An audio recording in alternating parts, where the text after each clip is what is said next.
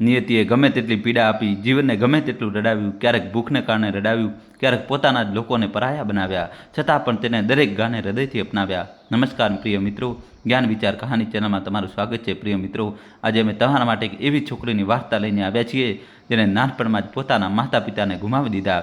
એક અનાથ છોકરી જે માત્ર માતા પિતા જ નહીં પરંતુ પોતાના અને સમાજની ઉદાસીનતાથી પણ હારી ગઈ. કાકા કાકીએ તેને ઉછેરી તો ખરી, પણ ક્યારેય અપનાવી નહીં.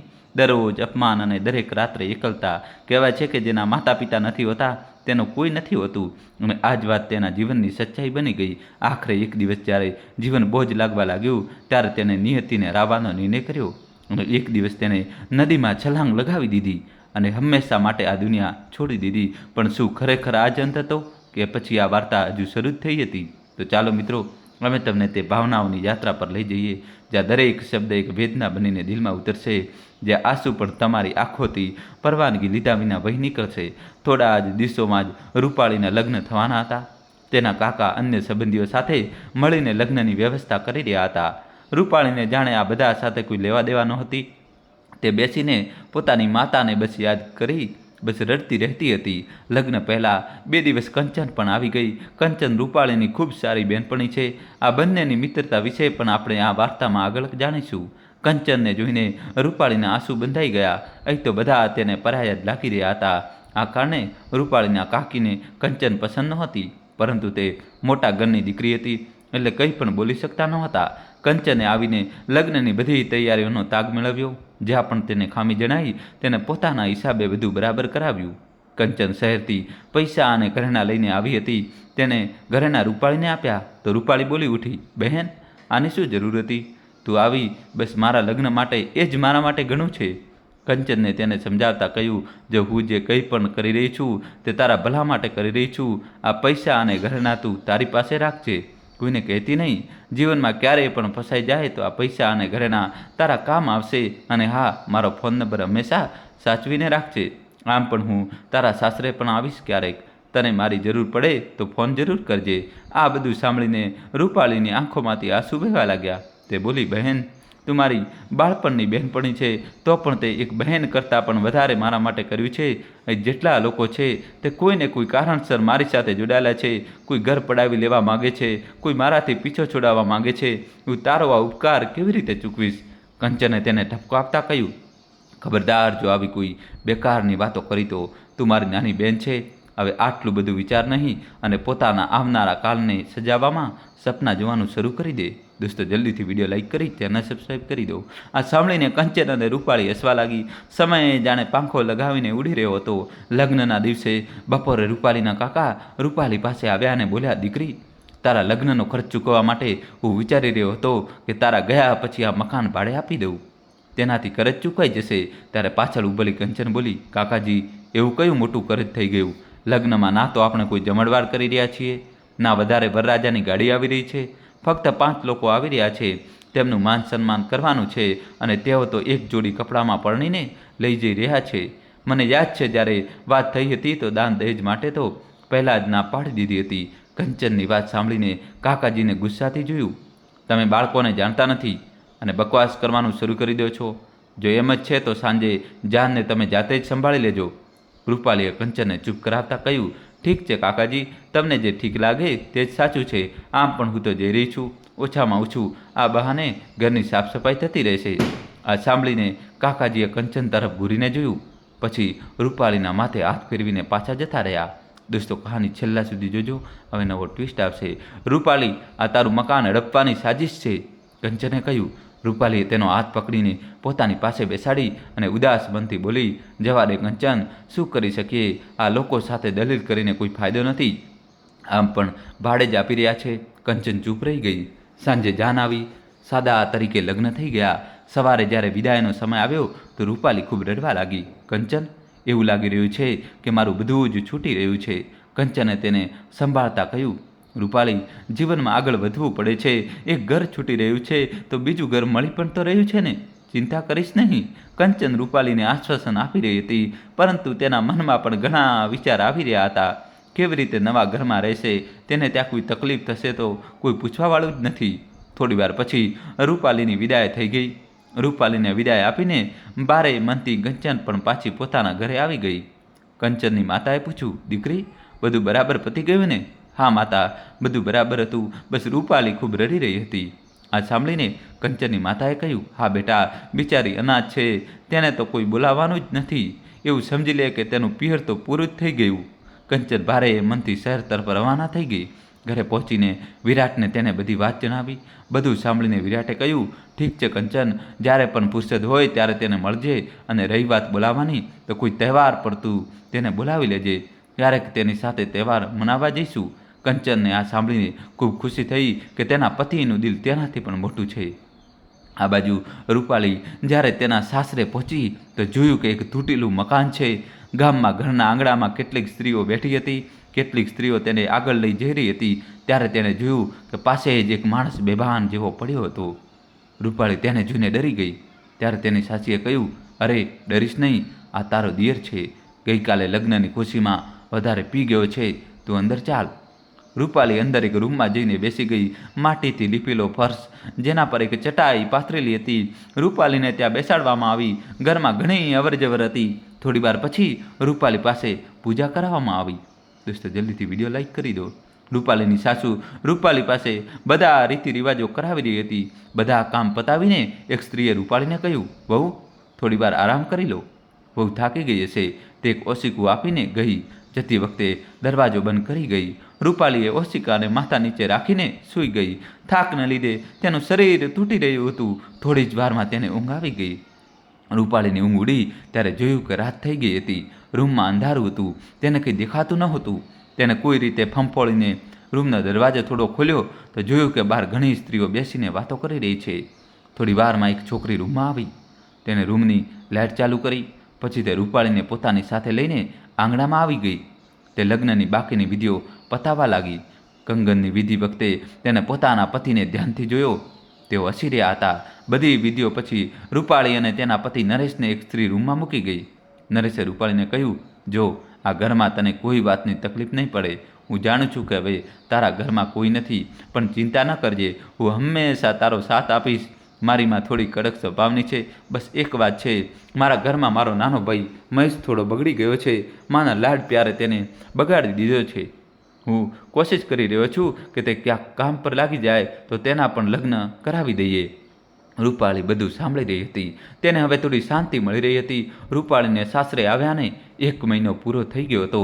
આ દરમિયાન એક પણ વાર તેના કાકા કાકીએ તેના સમાચાર લીધા નહીં કે દીકરીને એકવાર ઘરે બોલાવી લઈએ.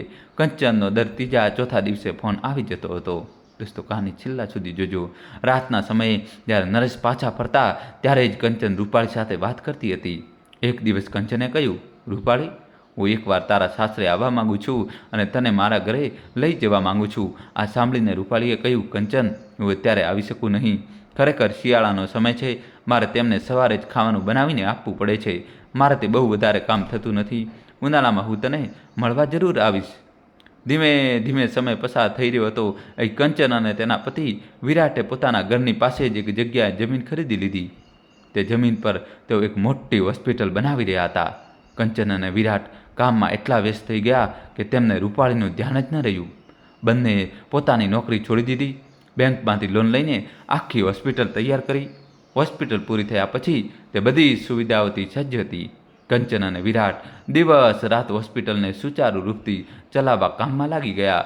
જેમાં સ્ટાફની ભરતી કરવી, બધી મશીનો લગાવી, આખા સ્ટાફને ટ્રેનિંગ આપી. આ બધામાં 2 વર્ષ પસાર થઈ ગયા. આ દરમિયાન ન તો રૂપાળીનો ફોન આવ્યો, ન કંચન તેને ફોન કરી શકી. 3 વર્ષ પછી એક દિવસ કંચન પોતાના ઘરમાં બેઠી હતી. ત્યારે તેને રૂપાળીનું ધ્યાન આવ્યું અને કંચન ભૂતકાળમાં ખોવાઈ ગઈ. હવે મિત્રો તેના બાળપણની વાત કરીએ. રૂપાળી શું કરી રહી છે? માનો અવાજ સાંભળીને રૂપાળી એકદમ ચોંકી ગઈ. રૂપાળી જલ્દીથી ઘરની અંદર આવી અને બોલી, માં, કંઈ નહીં, બસ રમી રહી હતી. શું થયું? રૂપાળીની માં જમવાનું બનાવી રહી હતી. હું તો તને જમવા માટે બોલાવી રહી હતી. રૂપાળી જમીને તેની માને બોલી, માં, હું કંચનના ઘરે જમવા જઈ રહી છું. યશોદાજી, અરે ઊભી કેમ રહી જાય છે? તેના ઘરમાં મોટા લોકો છે, ક્યાંક ખોટું ન લગાડી દે. આ વાત સાંભળીને રૂપાળી ખૂબ જોરથી હસી. માં, તું કેવી વાત કરે છે? તે મારી સૌથી સારી બહેનપણી છે. હમણાં જવા દે ને માં, થોડી વારમાં આવી જઈશ. આ સાંભળીને યશોદાજીનું મન પીગળી ગયું. જા, જતી રહે, પણ તારા બાપુના આવતા પહેલાં આવી જજે. રૂપાળી અને કંચન બંને પાક્કી બહેનપણીઓ હતી, પણ બંનેની કિસ્મત અલગ અલગ હતી. એક તરફ રૂપાળી ખૂબ ગરીબ ઘરથી હતી, તો બીજી તરફ કંચન ગામના જમીનદારની દીકરી હતી, જેના ઘરમાં પૈસાની કોઈ કમી નહોતી. રૂપાળીએ તેની માની બધી વાત પોતાની બહેનપણી કંચનને જણાવી. બંને બહેનપણીઓ સ્કૂલમાં ભણતી હતી. એક દિવસ કંચન સ્કૂલે આવી અને રૂપાળીને બોલી, રૂપાળી, મારા મમ્મી પપ્પા મને શહેરમાં ભણવા મોકલી રહ્યા છે, તું મને ભૂલી તો નહીં જાય ને? આ સાંભળીને રૂપાળી ખૂબ ઉદાસ થઈ ગઈ. કંચન, ન જતી કોઈ બહાનું બનાવી દે. કંચનની આંખોમાંથી પણ આંસુ વહી રહ્યા હતા. કાશ આ મારા હાથમાં હોત, પણ વાયદો કર, તું મને ભૂલીશ નહીં, અને જ્યારે પણ હું રજાઓમાં ગામ આવીશ તો મને મળવા જરૂર આવીશ. કંચનને તેના મમ્મી પપ્પા શહેરમાં ભણવા મોકલી દે છે. રૂપાળી ત્યાં જ ગામની સ્કૂલમાં ભણતી રહે છે. ધીમે ધીમે બંને મોટી થવા લાગે છે. રૂપાળીનું ભણતર ગામમાંથી થવાને કારણે વધારે થઈ શકતું નથી. અહીં કંચન ડૉક્ટર બની જાય છે. એક દિવસ કંચન તેની માને મળવા ગામ આવે છે. માને મળીને તે જ્યારે જવા લાગે છે ત્યારે શહેરથી પોતાની બહેનપણી માટે ઘણા બધા ઉપહારો લાવી હતી. તે દોડતી દોડતી જવા લાગે છે ત્યારે તેની મા તેને રોકે છે. બેટા, તે લોકો ખૂબ ખરાબ હાલતમાં છે. તેના પિતાનું સ્વર્ગવાસ થઈ ચૂક્યું છે. મા પણ ખૂબ બીમાર રહે છે. મને લાગે છે કે તેના સંબંધ પાક્કા થઈ ગયા છે. કંચન રૂપાળીને મળવા પહોંચી જાય છે. દરવાજો ખખડાવતા રૂપાળી દરવાજો ખોલે છે. કંચન તેને જોઈને ઊંડા વિચારમાં પડી જાય છે. એકવાર તો તેને એવું લાગે છે કે આ કોઈ બીજું છે, પણ જ્યારે ધ્યાનથી જુએ છે તો રૂપાળી જ હતી. ગાલમાં ઊંડા ખાડા પડી ગયા હતા. રંગ પણ શ્યામ થઈ ગયો હતો. એ રૂપાળી પણ એકવાર કંચનને જોઈને હેરાન રહી ગઈ. શહેરમાં જોઈને તેના તો રંગઢંગ જ બદલાઈ ગયા હતા. એકદમ અપ્સરા જેવી લાગી રહી હતી. રૂપાળી એકી ટસે તેને જોઈ રહી હતી. તેને જોઈને કંચને કહ્યું, અંદર આવવા માટે નહીં કહીશ કે શું? અહીં જ ઊભી રાખીશ? રૂપાળી જાણે ઊંઘમાંથી જાગી. હા હા, અંદર આવ. તને જોઈ તો પોતાનું શુદ્ધબુદ્ધ ભૂલી ગઈ. કેવી છે તું? એક સાથે સવાલોની જડી વરસાવી રૂપાળીએ. ને કંચને અંદર આવીને જોયું. એક તૂટેલા ખાટલા પર તેની માં સૂતી હતી. પાસે જ કેટલીક દવાઓ પડી હતી. કંચનને જોઈને યશોદાજીએ ઊભા થવાની કોશિશ કરી, ત્યારે કંચનને રોક્યા. અરે ચાચી, કેમ પરેશાન થાવ છો? સૂતા રહો. હું કંચન છું, રૂપાળીને મળવા આવી હતી. તમારી તબિયત કેવી છે? શું થયું છે તમને? ત્યારે રૂપાળી પાણી લઈ આવી. કંઈ નહીં, બસ નબળાઈ છે, થોડું ખાશે પીશે. ક્યારે આવી? કંચન બોલી, આજે જ આવી છું અને કાલે જ પાછું જવાનું છે. થોડો સમય હતો, વિચાર્યું કે તને મળી લઉં. મેં સાંભળ્યું છે કે તારું સગ પણ પાકું થઈ ગયું છે. આ સાંભળીને રૂપાળી થોડી ઉદાસ થઈ ગઈ. ત્યારે યશોદાજીએ જણાવ્યું, બેટા, પાસેના ગામમાં એક છોકરો છે. ઘરમાં તેની મા અને એક નાનો ભાઈ છે. સારો છોકરો છે. શહેરમાં નોકરી કરે છે. રોજ બાઇકથી શહેરમાં જાય છે અને સાંજે પાછો ફરે છે. ઉંમર થોડી વધારે છે બેટા. તેના પિતા મૃત્યુ પામ્યા છે. મારો પણ કોઈ ભરોસો નથી. હું ઈચ્છું છું કે તેના હાથ પીળા થઈ જાય તો બધી ચિંતા મટી જાય, પણ એને પૂછું તો કહે છે કે તમે એકલા પડી જશો. હું તમને છોડીને ક્યાંય નહીં જાઉં. હવે તું જ એને સમજાવ. કંચન રૂપાળીને બહાર લઈ જાય છે. શું વાત છે રૂપાળી? તને છોકરો પસંદ નથી કે શું? રૂપાળી તેના ગળે લાગીને રડવા લાગે છે.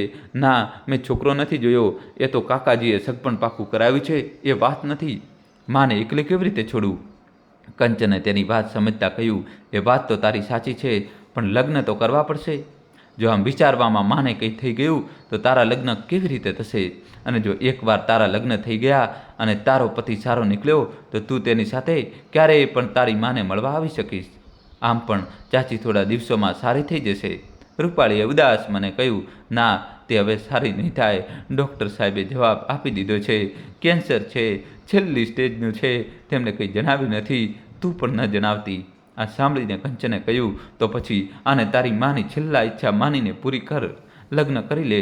થઈ શકે કે તારી મા જે આટલો કષ્ટ ભોગવી રહી છે ત્યારે હાથ પીળા કરવાના ચક્કરમાં જ તેમના પ્રાણ અટકેલા હોય. આ સાંભળીને રૂપાળી લડવા લાગી. કંચને તેને ગળે લગાવી દીધી. ત્યાર પછી વાત બદલતા તેને કહ્યું, જો હું તારા માટે શહેરથી શું લાવી છું? આમ કહીને તેને એક સુંદર સૂટ રૂપાળીને આપ્યો. રૂપાળીએ સૂટ જોયો અને બોલી, આની શું જરૂર હતી? કંચને તેનો હાથ પોતાના હાથમાં લેતા કહ્યું, રૂપાળી, એક વાત હંમેશા યાદ રાખજે. હું ક્યાંય પણ રહું, ગામમાં, શહેરમાં, લગ્ન પછી મારા સાસરે તારી મારી દોસ્તી તૂટવી ન જોઈએ. જરા પણ પરેશાન સહન ન કરતી. જીવનમાં કોઈ પણ વળાંક પર પોતાને એકલી અનુભવે તો સીધી મારી પાસે ચાલી આવજે. તારી આ સખી હંમેશા તારી સાથે ઊભી રહેશે. રૂપાળી કંઈ બોલી શકી નહીં. તેની આંખોમાંથી ટપટપ આંસુ વહી રહ્યા હતા. માહોલને હળવો કરવા માટે કંચને કહ્યું, હવે ચા પણ પીવડાવીશ કે આમ જ ટાળી દઈશ? ચા પીવડાવી દે ભાઈ, બીજી વાર આવી તો ખબર પડશે કે મારી બહેનપણી તેના સાસરે પહોંચી ગઈ છે. દોસ્તો, કહાની છેલ્લા સુધી જોજો અને ચેનલ સબસ્ક્રાઈબ કરી દો. આમ પણ અમે પણ કંઈ ઓછા નથી, ત્યાં જઈને તને પકડી લઈશું. રૂપાળી હસતા હસતા ચા બનાવવા ચાલી. કંચન શહેર જઈને પોતાના કામમાં લાગી જાય છે. આ રીતે સમય પસાર થઈ રહ્યો હતો. એક દિવસ કંચન ગામ આવે છે. કંચન પોતાની મા સાથે વાત કરે છે. મા, મેં એક છોકરો શહેરમાં પસંદ કરી લીધો છે. તે પણ ડૉક્ટર છે અને મારી જ હોસ્પિટલમાં નોકરી કરે છે. તે તો સારું છે બેટા, પણ હું એકવાર છોકરાને મળવા માગું છું. તું તેને કોઈ દિવસ જમવા પર બોલાવી લે.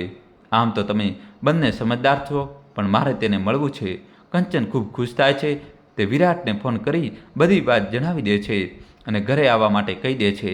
સમયસર વિરાટ તેના પિતા સાથે તેમના ઘરે પહોંચી જાય છે. વાતચીતનો સિલસિલો ચાલવા લાગે છે. બધી વાતો નક્કી થઈ જતાં બંનેના લગ્ન પાક્કા થઈ જાય છે. લગ્નની તારીખ નક્કી થતાં કંચન રૂપાળીને મળવા ગામ આવે છે. કંચન રૂપાળીને મળે છે. રૂપાળી, તારે મારા લગ્નમાં શહેરમાં આવવું પડશે. રૂપાળી સાંભળીને થોડી ઉદાસ થઈ જાય છે. કંચન, તને લગ્નની ખૂબ ખૂબ શુભેચ્છાઓ, પણ હું માને એકલી છોડીને આવી શકું નહીં. આ સાંભળીને કંચનને ખૂબ ખરાબ લાગ્યું. રૂપાળી, એક દિવસ કાઢી લે, કોઈ પણ રીતે કોઈને મા પાસે મૂકી દેજે.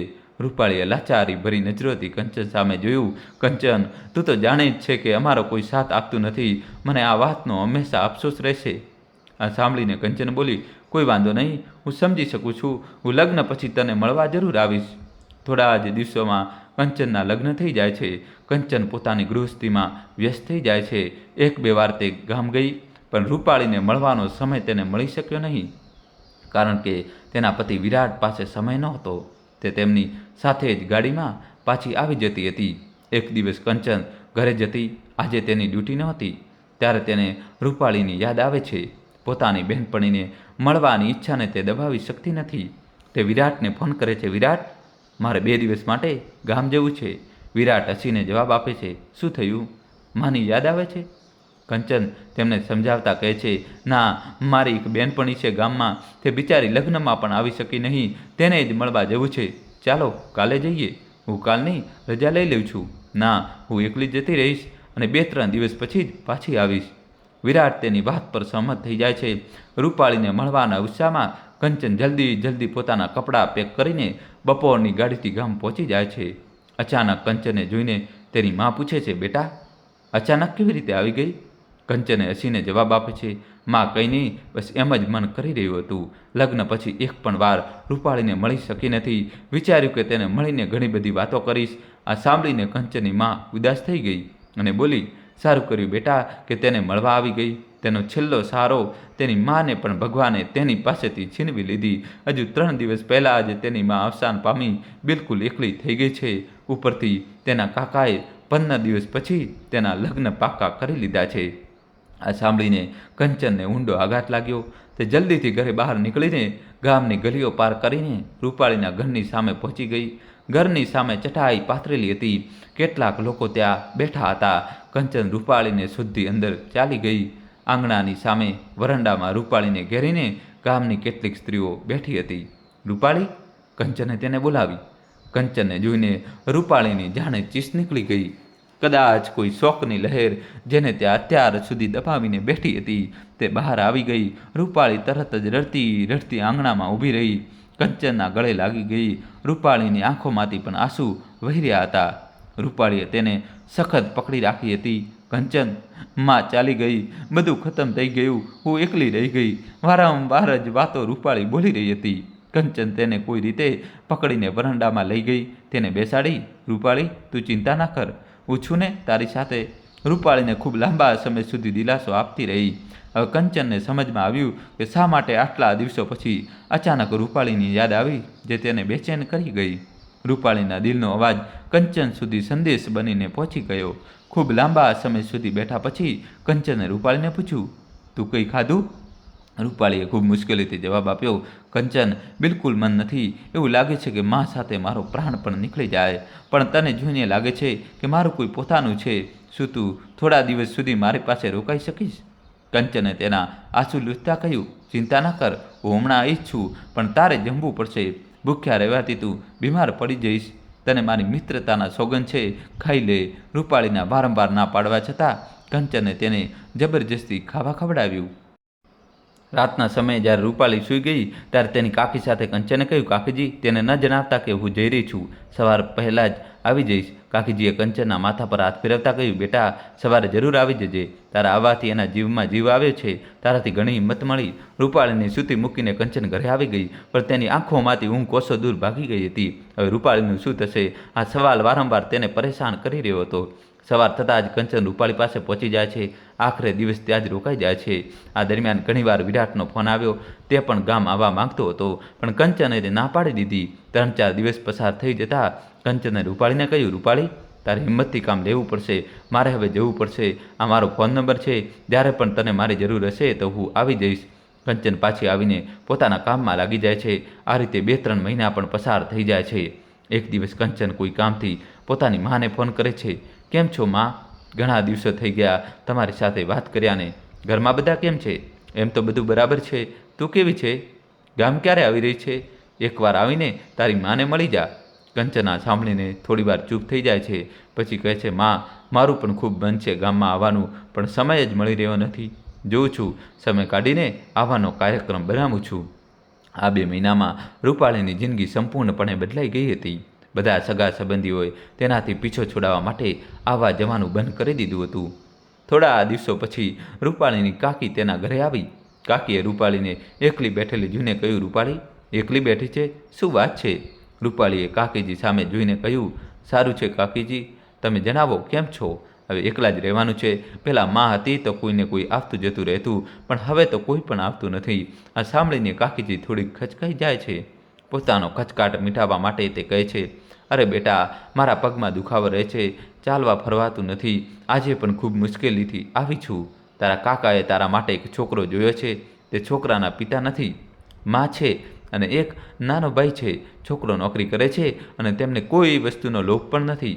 આ સાંભળીને રૂપાળીને મન થયું કે હમણાં જ કાકીજીને ઉલટું સીધું સંભળાવીને ભગાડી દે. હજુ માને ગયાને 2-3 મહિના પણ નથી થયા અને આમને લગ્નની પડી છે. રૂપાળી હજી વિચારી જ રહી હતી ત્યારે જ કાકીજીએ બોલ્યા, રૂપાળી, 2 દિવસ પછી છોકરાવાળા જોવા આવશે.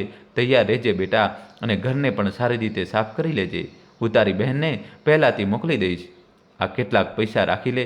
તે દિવસે સારો નાસ્તો મંગાવી લેજે. પણ કાકીજી, મારે હમણાં લગ્ન કરવા નથી. હજી માને ગયાને દિવસો જ કેટલા થયા છે. રૂપાળીએ ધીમા અવાજે કાકીજીને કહ્યું. તો તે ગુસ્સે થઈ ગયા. અરે, ભલાઈનો તો જમાનો જ નથી.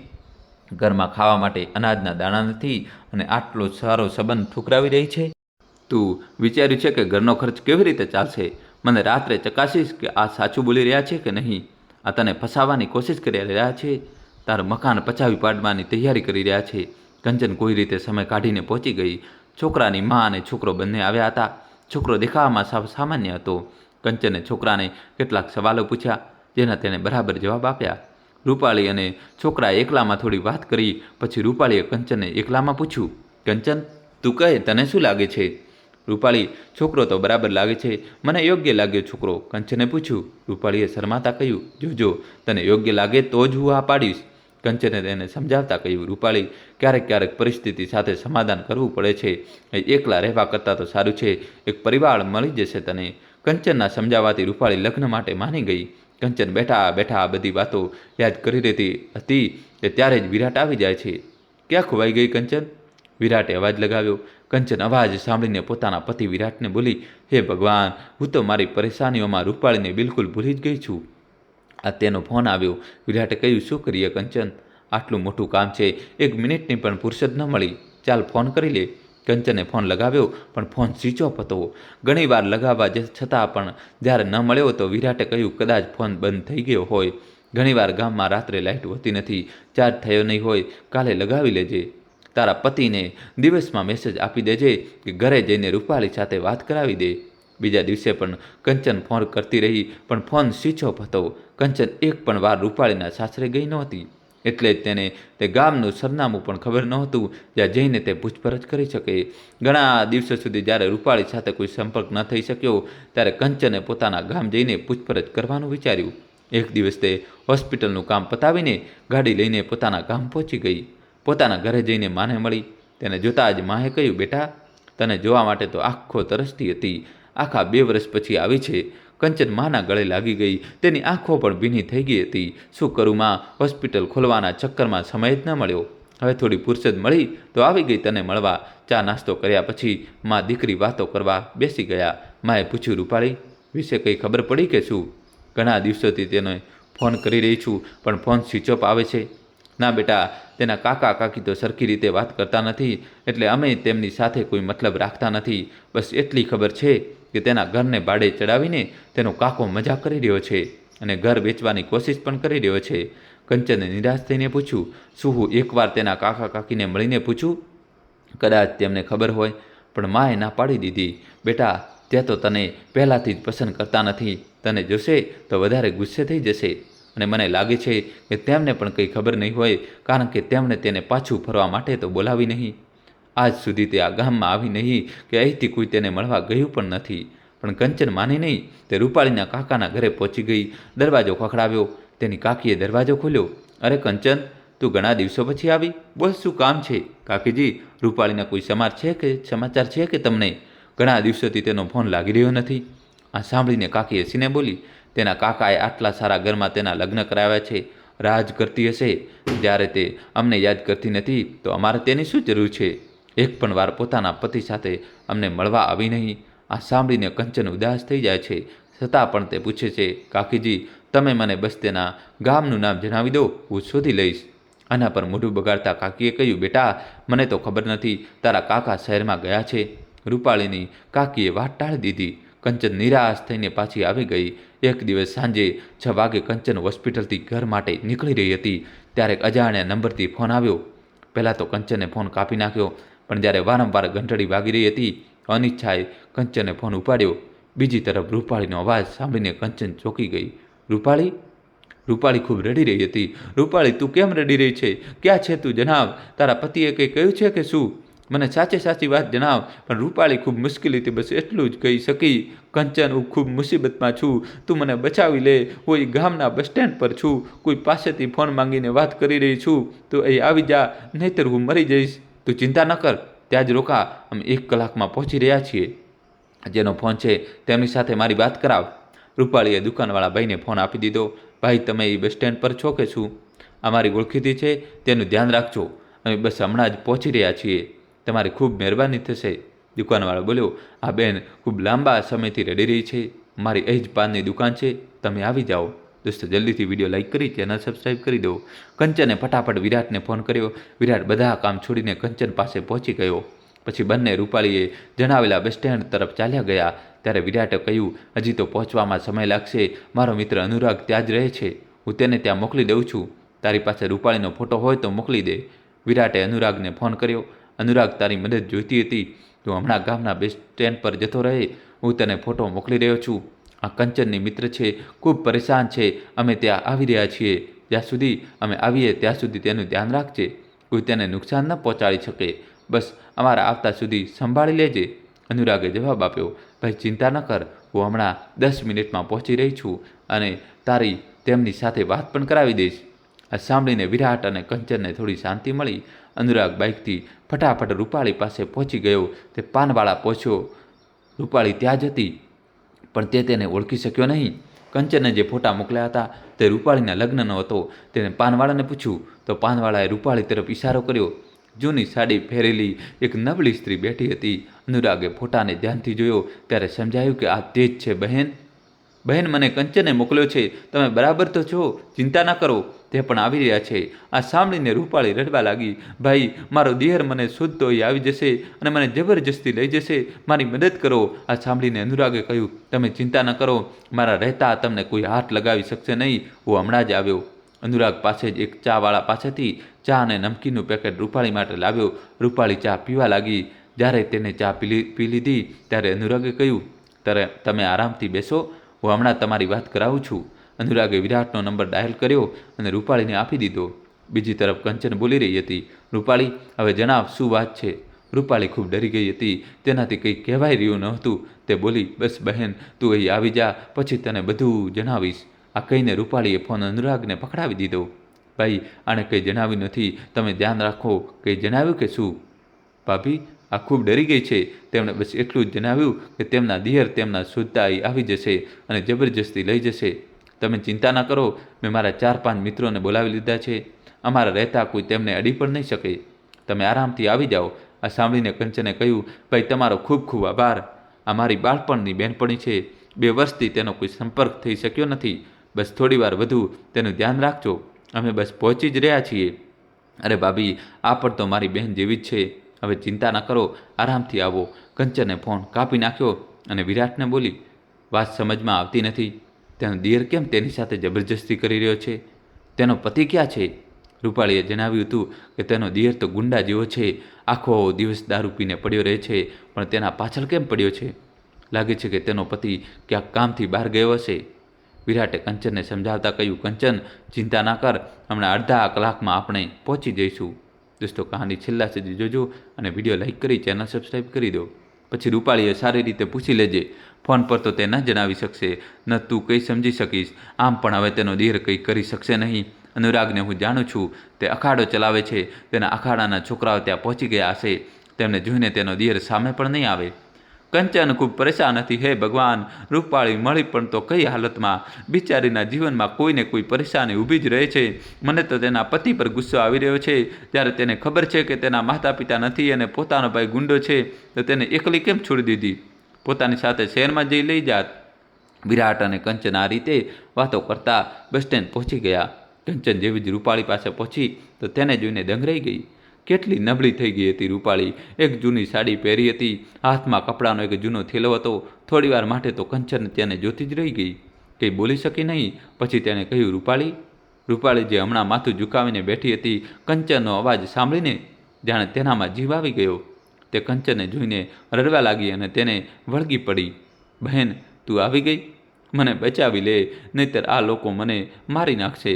કંચને રૂપાળીને સખત પકડી લીધી અને બોલી, કોઈ તને અડી પણ નહીં શકે. હું આવી ગઈ છું. હવે બધું બરાબર થઈ જશે. હું તને ક્યારની શોધી રહી હતી. એક ફોન નહોતો કરી શકતી મને ન તો તારા સાસરાનું સરનામું ખબર હતું, ન તારી કાકીએ ગામનું નામ જણાવ્યું, નહીંતર હું તારા હાથ સુધી પહોંચી જાત. એક જ શ્વાસમાં કંચને બધું કહી દીધું. રૂપાળી બસ રડી રહી હતી. તે કંઈ જણાવી શકી રહી નહોતી. ત્યારે વિરાટે કહ્યું, કંચન, તેમને ઘરે લઈ જા. હમણાં કંઈ ન પૂછ. અહીંથી નીકળીએ. ઘરે પહોંચીને વાત કરીશું. આ ખૂબ ડિપ્રેશનમાં છે. કંચને આમાં માથું હલાવતા રૂપાળીને ગાડીમાં બેસાડીને કંચન અને વિરાટે અનુરાગનો આભાર માન્યો અને રૂપાળીને લઈને ઘર તરફ ચાલ્યા ગયા. રૂપાળી અને કંચન બંને કારની પાછળની સીટ પર બેઠા હતા. કંચને રૂપાળીનો હાથ પકડી રાખ્યો હતો. રૂપાળી ખૂબ ડરી રહી હતી અને વારંવાર પાછળ ફરીને જોઈ રહી હતી. કાર હાઈવે પર દોડી રહી હતી. કંચને રૂપાળીને કહ્યું, રૂપાળી, બિલકુલ ના ડર. હવે તે લોકો તને શોધી નહીં શકે. તેમને ખબર પણ નહીં પડે કે તું ક્યાં ગઈ. આ સાંભળીને રૂપાળી થોડી સહજ થઈ. કંચને પાણીની બોટલ રૂપાળી તરફ લંબાડી. રૂપાળીએ પાણી પીધું. પછી તે થોડીવાર આંખો બંધ કરીને બેઠી રહી. જાણે કોઈ ખૂબ મોટી મુસીબત તેના માથા પરથી ટળી ગઈ હોય. થોડીવાર પછી કંચને પૂછ્યું, રૂપાળી, તું બરાબર છે? શું આપણે વાત કરી શકીએ છીએ? હવે તું જણાવી શકીશ શું થયું? રૂપાળીએ હાથમાં માથું હલાવ્યું અને પછી કહેવાનું શરૂ કર્યું, કંચન, જ્યારે મારા લગ્ન થયા ત્યારે બધું બરાબર ચાલી રહ્યું હતું. તેઓ ખૂબ પ્રેમ કરતા હતા, મારું પૂરું ધ્યાન રાખતા હતા. એક પણ દિવસ એવો નહોતો જ્યારે અમારી લડાઈ થઈ હોય. આખા ઘરનો ખર્ચ તેઓ જ ચલાવતા હતા. તેમનો નાનો ભાઈ એટલે કે મારો દિયર કોઈ કામ કરતો નહોતો. આખો દિવસ અહીં તઈ ફરતો રહેતો. સાંજે દારૂ પીને આવી જતો હતો. ઘણીવાર તો તેનો ઝઘડો થઈ જતો હતો, જેને તારા જીજાજી પતાવતા. પૈસા પણ આપતા. પોલીસ સ્ટેશનમાં જઈને ઘણીવાર તેની જામીન કરાવીને પણ લાવ્યા હતા. એ મારી સાસુ હંમેશા મારા દિયરનો પક્ષ લેતી હતી. આ જ વાતથી અમે બંને થોડા પરેશાન રહેતા હતા. હજી 6 મહિના પહેલાં અમે રાત્રે જમીને સૂવાની તૈયારી કરી રહ્યા હતા. ત્યારે જ 2 લોકો બાઇક પર અમારા ઘરે આવ્યા અને મારા દિયરનું નામ લઈને પૂછવા લાગ્યા. તેઓ કહ્યું કે તે ઘરે નથી, તો તેઓ જબરજસ્તી ઘરમાં ઘૂસવા લાગ્યા, કારણ કે મારા દિયરે તેમની પાસેથી ખૂબ પૈસા ઉધાર લીધા હતા. દોસ્તો, કહાની છેલ્લા સુધી જોજો ને વિડીયો લાઈક કરી દો. તેઓ વિચારી રહ્યા હતા કે અમે તેને છુપાવ્યો છે. ત્યારે ખૂબ લાંબા સમય સુધી ઝઘડો કર્યા પછી પણ તે લોકો ન માન્યા, તો તેઓ તેમાંથી એક ગુંડાને ધક્કો મારી દીધો. આ જોઈને બીજાએ બંદૂક કાઢીને તેમના પર ફાયર કરી દીધું. આ કહીને રૂપાળી હિબકા ભરીને રડવા લાગી. તેના વાતો સાંભળીને કંચનની આંખોમાંથી પણ આંસુ વહી રહ્યા હતા. રૂપાળીએ આગળ કહેવાનું શરૂ કર્યું, ગોળી વાગતા જ તેઓ પડી ગયા. હું તેમને સંભાળતી રહી, બૂમો પાડતી રહી, ત્યાં સુધીમાં તે બંને ભાગી ગયા. કોઈ રીતે તેમને હોસ્પિટલ લઈ ગયા, પણ રસ્તામાં જ તેઓ રહ્યા નહીં. મારી તો દુનિયા જ ઉછળી ગઈ. વિચારવા સમજવાની શક્તિ જતી રહી. આખા ઘરમાં રોકકળ મચી ગઈ. પણ તેમના નાના ભાઈને આનો જરા પણ દુઃખ નહોતું. તે તો બસ એક જ વાત બોલી રહ્યો હતો કે તેને કારણે તેના ભાઈનું મૃત્યુ થઈ ગયું હતો, કે ઘરની તલાશી લેવા દેત. જ્યારે હું ન મળત તો તેઓ પાછા જતા રહે. તેમની સાથે પંગો લેવાની શું જરૂર હતી? મારી સાસુ અને દિયર થોડા દિવસોમાં બધું ભૂલી ગયા. તેમણે પોલીસમાં ફરિયાદ પણ પાછી લઈ લીધી, આ કહીને કે તે ગુંડાઓ અમને પણ મારી નાખશે. હું બેસુદ જેવી બેઠી રહેતી. એક દિવસ મારી સાસુ મારી પાસે આવી અને બોલી, મહારાણી, ક્યાં સુધી શોખ પાળતી રહીશ? ઘરનું કામ કોણ કરશે? મારે તો કંઈ કરવાનું મન જ નહોતું કરી રહ્યું. સમજમાં નહોતું આવી રહ્યું કે હવે જીવવું પણ તો કોના માટે? પણ સાસુએ મને કામમાં લગાડી દીધી. હું ઘરના કામમાં પોતાને વ્યસ્ત રાખવા લાગી. થોડા દિવસો પસાર થઈ જતા મારી સાસુ એક દિવસ મારી પાસે આવી અને બોલી, રૂપાળી, જિંદગી ખૂબ લાંબી છે. તારો આમ પણ કોઈ સારો નથી. તું મારા નાના દીકરા એટલે કે તારા દિયર સાથે લગ્ન કરી લે. આ સાંભળીને મારા હોશ ઉડી ગયા કે આ શું બોલી રહ્યા છે. હું તો સપનામાં પણ એવું વિચારી શકતી નહોતી. હવે મારાથી સહન ન થયું અને મેં મારી સાસુને સ્પષ્ટ કહી દીધું, ખબરદાર માજી, જો આજ પછી તે દારૂડિયાનું નામ મારા નામે જોડ્યું તો હું મારા પતિ ખાતર તમારી સેવા કરવા માટે અહીં પડી છું. હું મરી જઈશ પણ ક્યારેય તે દારૂડિયા સાથે લગ્ન નહીં કરું. આ સાંભળીને મારી સાસુ ખૂબ ગુસ્સે થઈ ગઈ અને બોલી, હું પણ જોઉં છું કે કેવી રીતે લગ્ન નથી કરતી. જ્યારે તે કોઈ દિવસ તારી સાથે જબરજસ્તી કરી લેશે તો તારે મજબૂરીમાં લગ્ન કરવા પડશે. દોસ્તો, કહાનીમાં હવે નવો ટ્વિસ્ટ આવશે, છેલ્લા સુધી જોજો. મારી સાસુની રહેતા આ બધું થઈ શકતું નહોતું, કારણ કે ગામમાં બધા જાણી જાત. આજે બપોરે જ્યારે હું ઘરનો કચરો ફેંકવા ઘરની પાછળ જઈ રહી હતી ત્યારે મારી સાસુ મારા દિયરને કહી રહી હતી કે હું આજે રાત્રે તારા મામાના ઘરે જઈ રહી છું. તું રાત્રે રૂપાળીને તારા કબજામાં કરી લેજે. આ લે પૈસા, હમણાં પી લે અને રાત્રે ન પીતો. સવારે આપણે લોકોને કહી દઈશું કે દારૂના નશામાં બધું થઈ ગયું, પછી બંનેના લગ્ન કરી દઈશું. આ સાંભળીને મારા દિયરે કહ્યું, પણ માં, જો તે ન માની તો? ત્યારે મારી સાસુએ કહ્યું, તેના હાથ પગ તોડી નાખજે, પછી ન તો ક્યાંય ભાગવા લાયક રહેશે, ન કોઈને જણાવવા લાયક. મેં આ સાંભળ્યું તો મારા પગ નીચેની જમીન સરકી ગઈ. મારી સાસુ તો જતી રહી. મારા દિયર દારૂ પીને આંગણામાં પડ્યો હતો. હું ચૂપચાપ મારી જાન અને ઇજ્જત બચાવીને ભાગી આવી. આ કહીને રૂપાળી ખૂબ રડી પડી. તેને રડતી જોઈને કંચન પણ રડવા લાગી. હે ભગવાન, તું આટલું બધું સહન કરતી રહી. હું તો વિચારી રહી હતી કે તું ખૂબ સુખી હશે. રૂપાળીએ રડતા રડતા કહ્યું, બહેન, લાગે છે કે મારી કિસ્મતમાં સુખ છે જ નહીં. ક્યારેક વિચારું છું કે મરી જ જાઉં. કંચને તેને સમજાવતા કહ્યું, ના રૂપાળી, હવે તારે ચિંતા કરવાની જરૂર નથી. આજથી તું અમારી સાથે રહીશ. રૂપાળી કંચનના ગળે લાગીને રડતી રહી. આખો રસ્તો કંચને તેને સાંત્વના આપતી રહી. થોડી વારમાં રૂપાળીને જાણે ઊંઘ આવી ગઈ. કંચને વિરાટ સાથે વાત કરી. વિરાટ, તને પૂછ્યા વગર મેં રૂપાળીને પોતાની સાથે રાખવા માટે કહી દીધું. તને ખરાબ તો નથી લાગ્યું? કેવી વાત કરે છે કંચન, મને તો ખુશી છે. આપણે કોઈના કામ આવી રહ્યા છીએ. થોડી જ વારમાં તેઓ શહેરમાં કંચનના ઘરે પહોંચી ગયા. ત્રણેય ઘરે પહોંચી ગયા. કંચને રૂપાળીને ગેસ્ટ રૂમમાં લઈ જઈને સુવડાવી દીધી. તેના પછી બંને પોતાના બેડરૂમમાં આવી ગયા. થાકી જવાને કારણે વિરાટ તો સૂઈ ગયો, પણ કંચનની આંખોમાંથી ઊંઘ ગાયબ હતી. છેલ્લા 3-4 કલાકમાં એટલું બધું થઈ ગયું હતું કે વિચારીને તેના વિશ્વાસ નહોતો થઈ રહ્યો. બીજા દિવસે રૂપાળી ઉઠી તે પોતાના પલંગ પર બેઠી હતી. તેનું માથું દુખાવાથી ફાટી રહ્યું હતું. ત્યારે જ કંચન તેના રૂમમાં આવે છે. કેવી છે રૂપાળી? શું થયું? માથું પકડીને કેમ બેઠી છે? રૂપાળીએ કંચનને કહ્યું, કંઈ નહીં, માથામાં ખૂબ દુખાવો થઈ રહ્યો છે.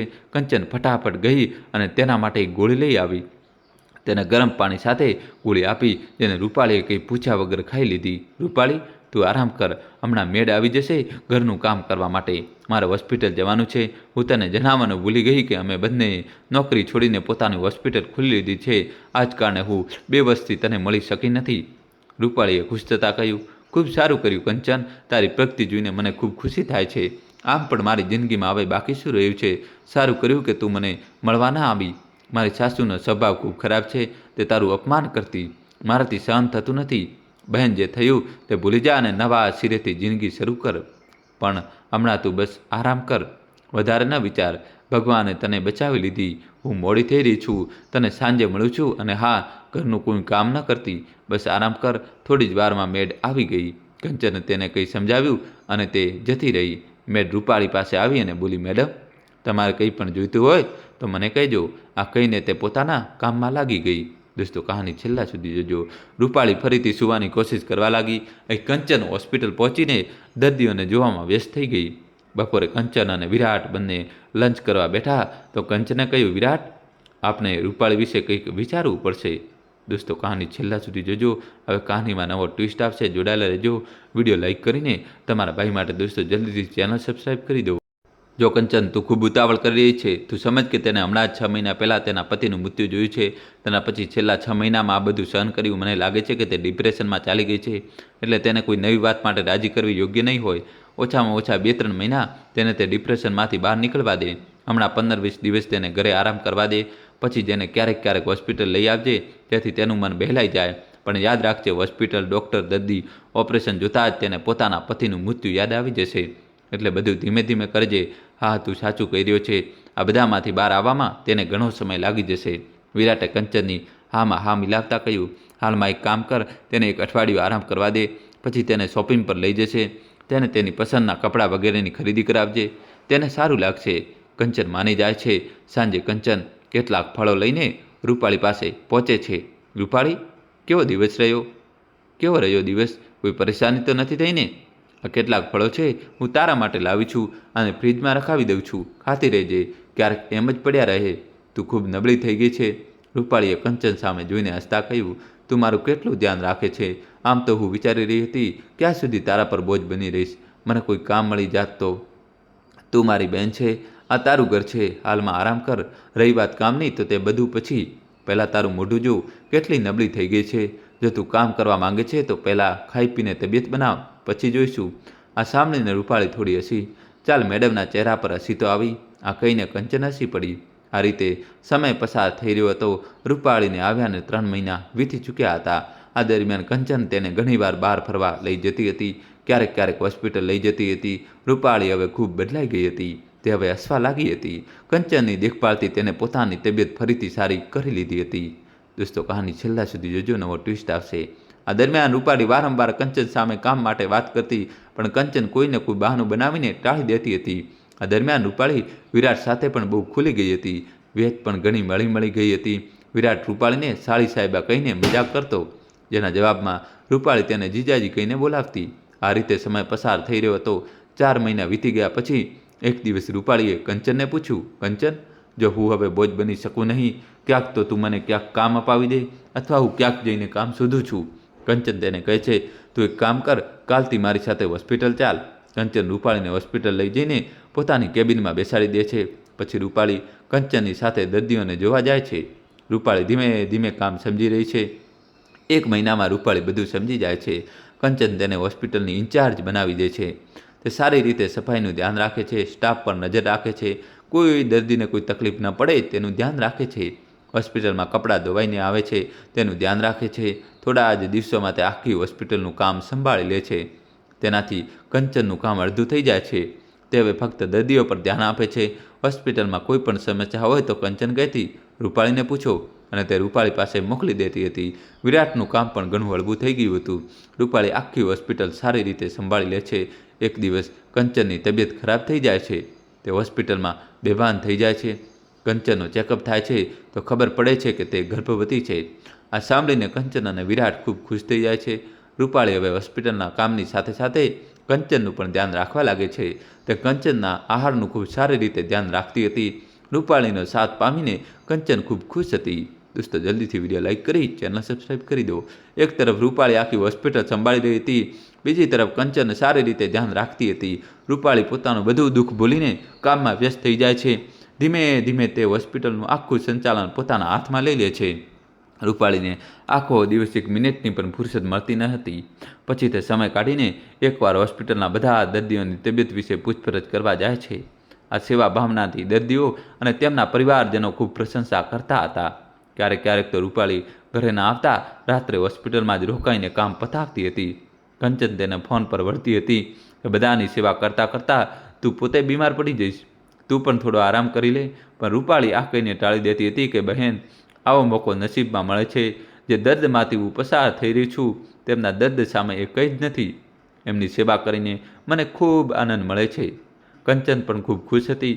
જેમ જેમ તેનો સમય નજીક આવી રહ્યો હતો, કંચન ઘરે જ રહેવા લાગી હતી.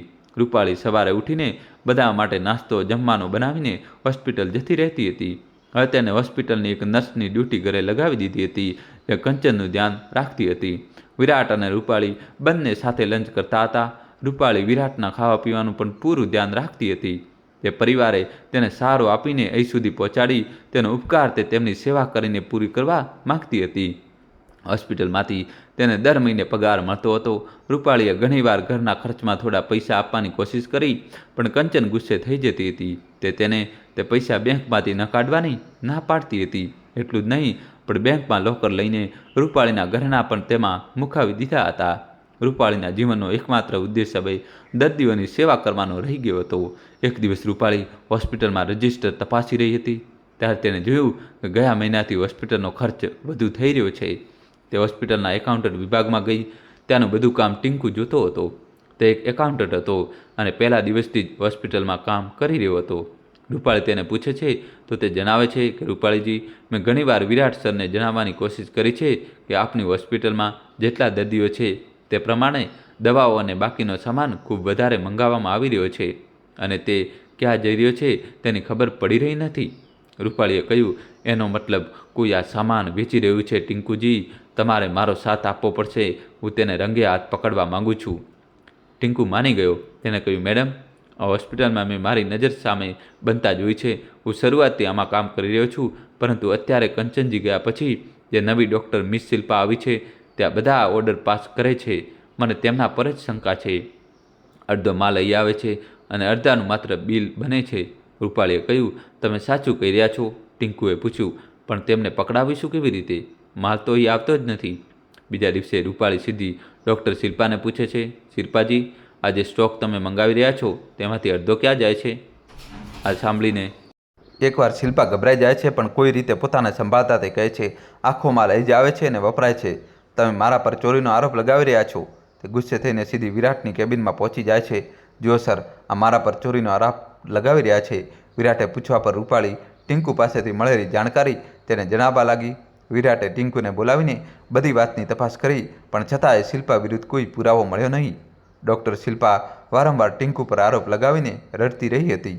તેની વાતો સાંભળીને વિરાટે ટીંકુને નોકરીમાંથી કાઢી મૂક્યો.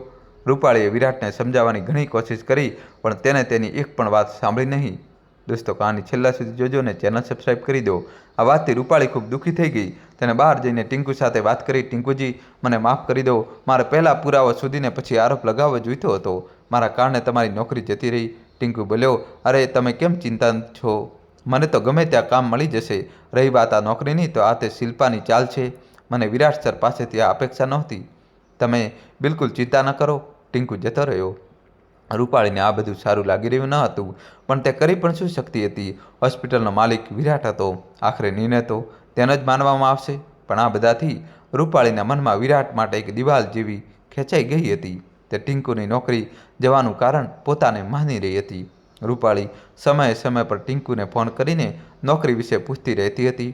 આગામી 2 મહિના સુધી ટીંકુને નોકરી મળી નહીં. તે પાછો પોતાના ગામ જવાનું વિચારી રહ્યો હતો. રૂપાળી તેનો જુસ્સો વધારતી રહેતી હતી.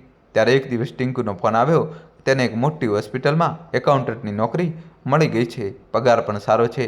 આ સાંભળીને રૂપાળી ખૂબ ખુશ થઈ. તેના મનમાંથી અપરાધ ભાવ ઘણો ઓછો થઈ ગયો હતો.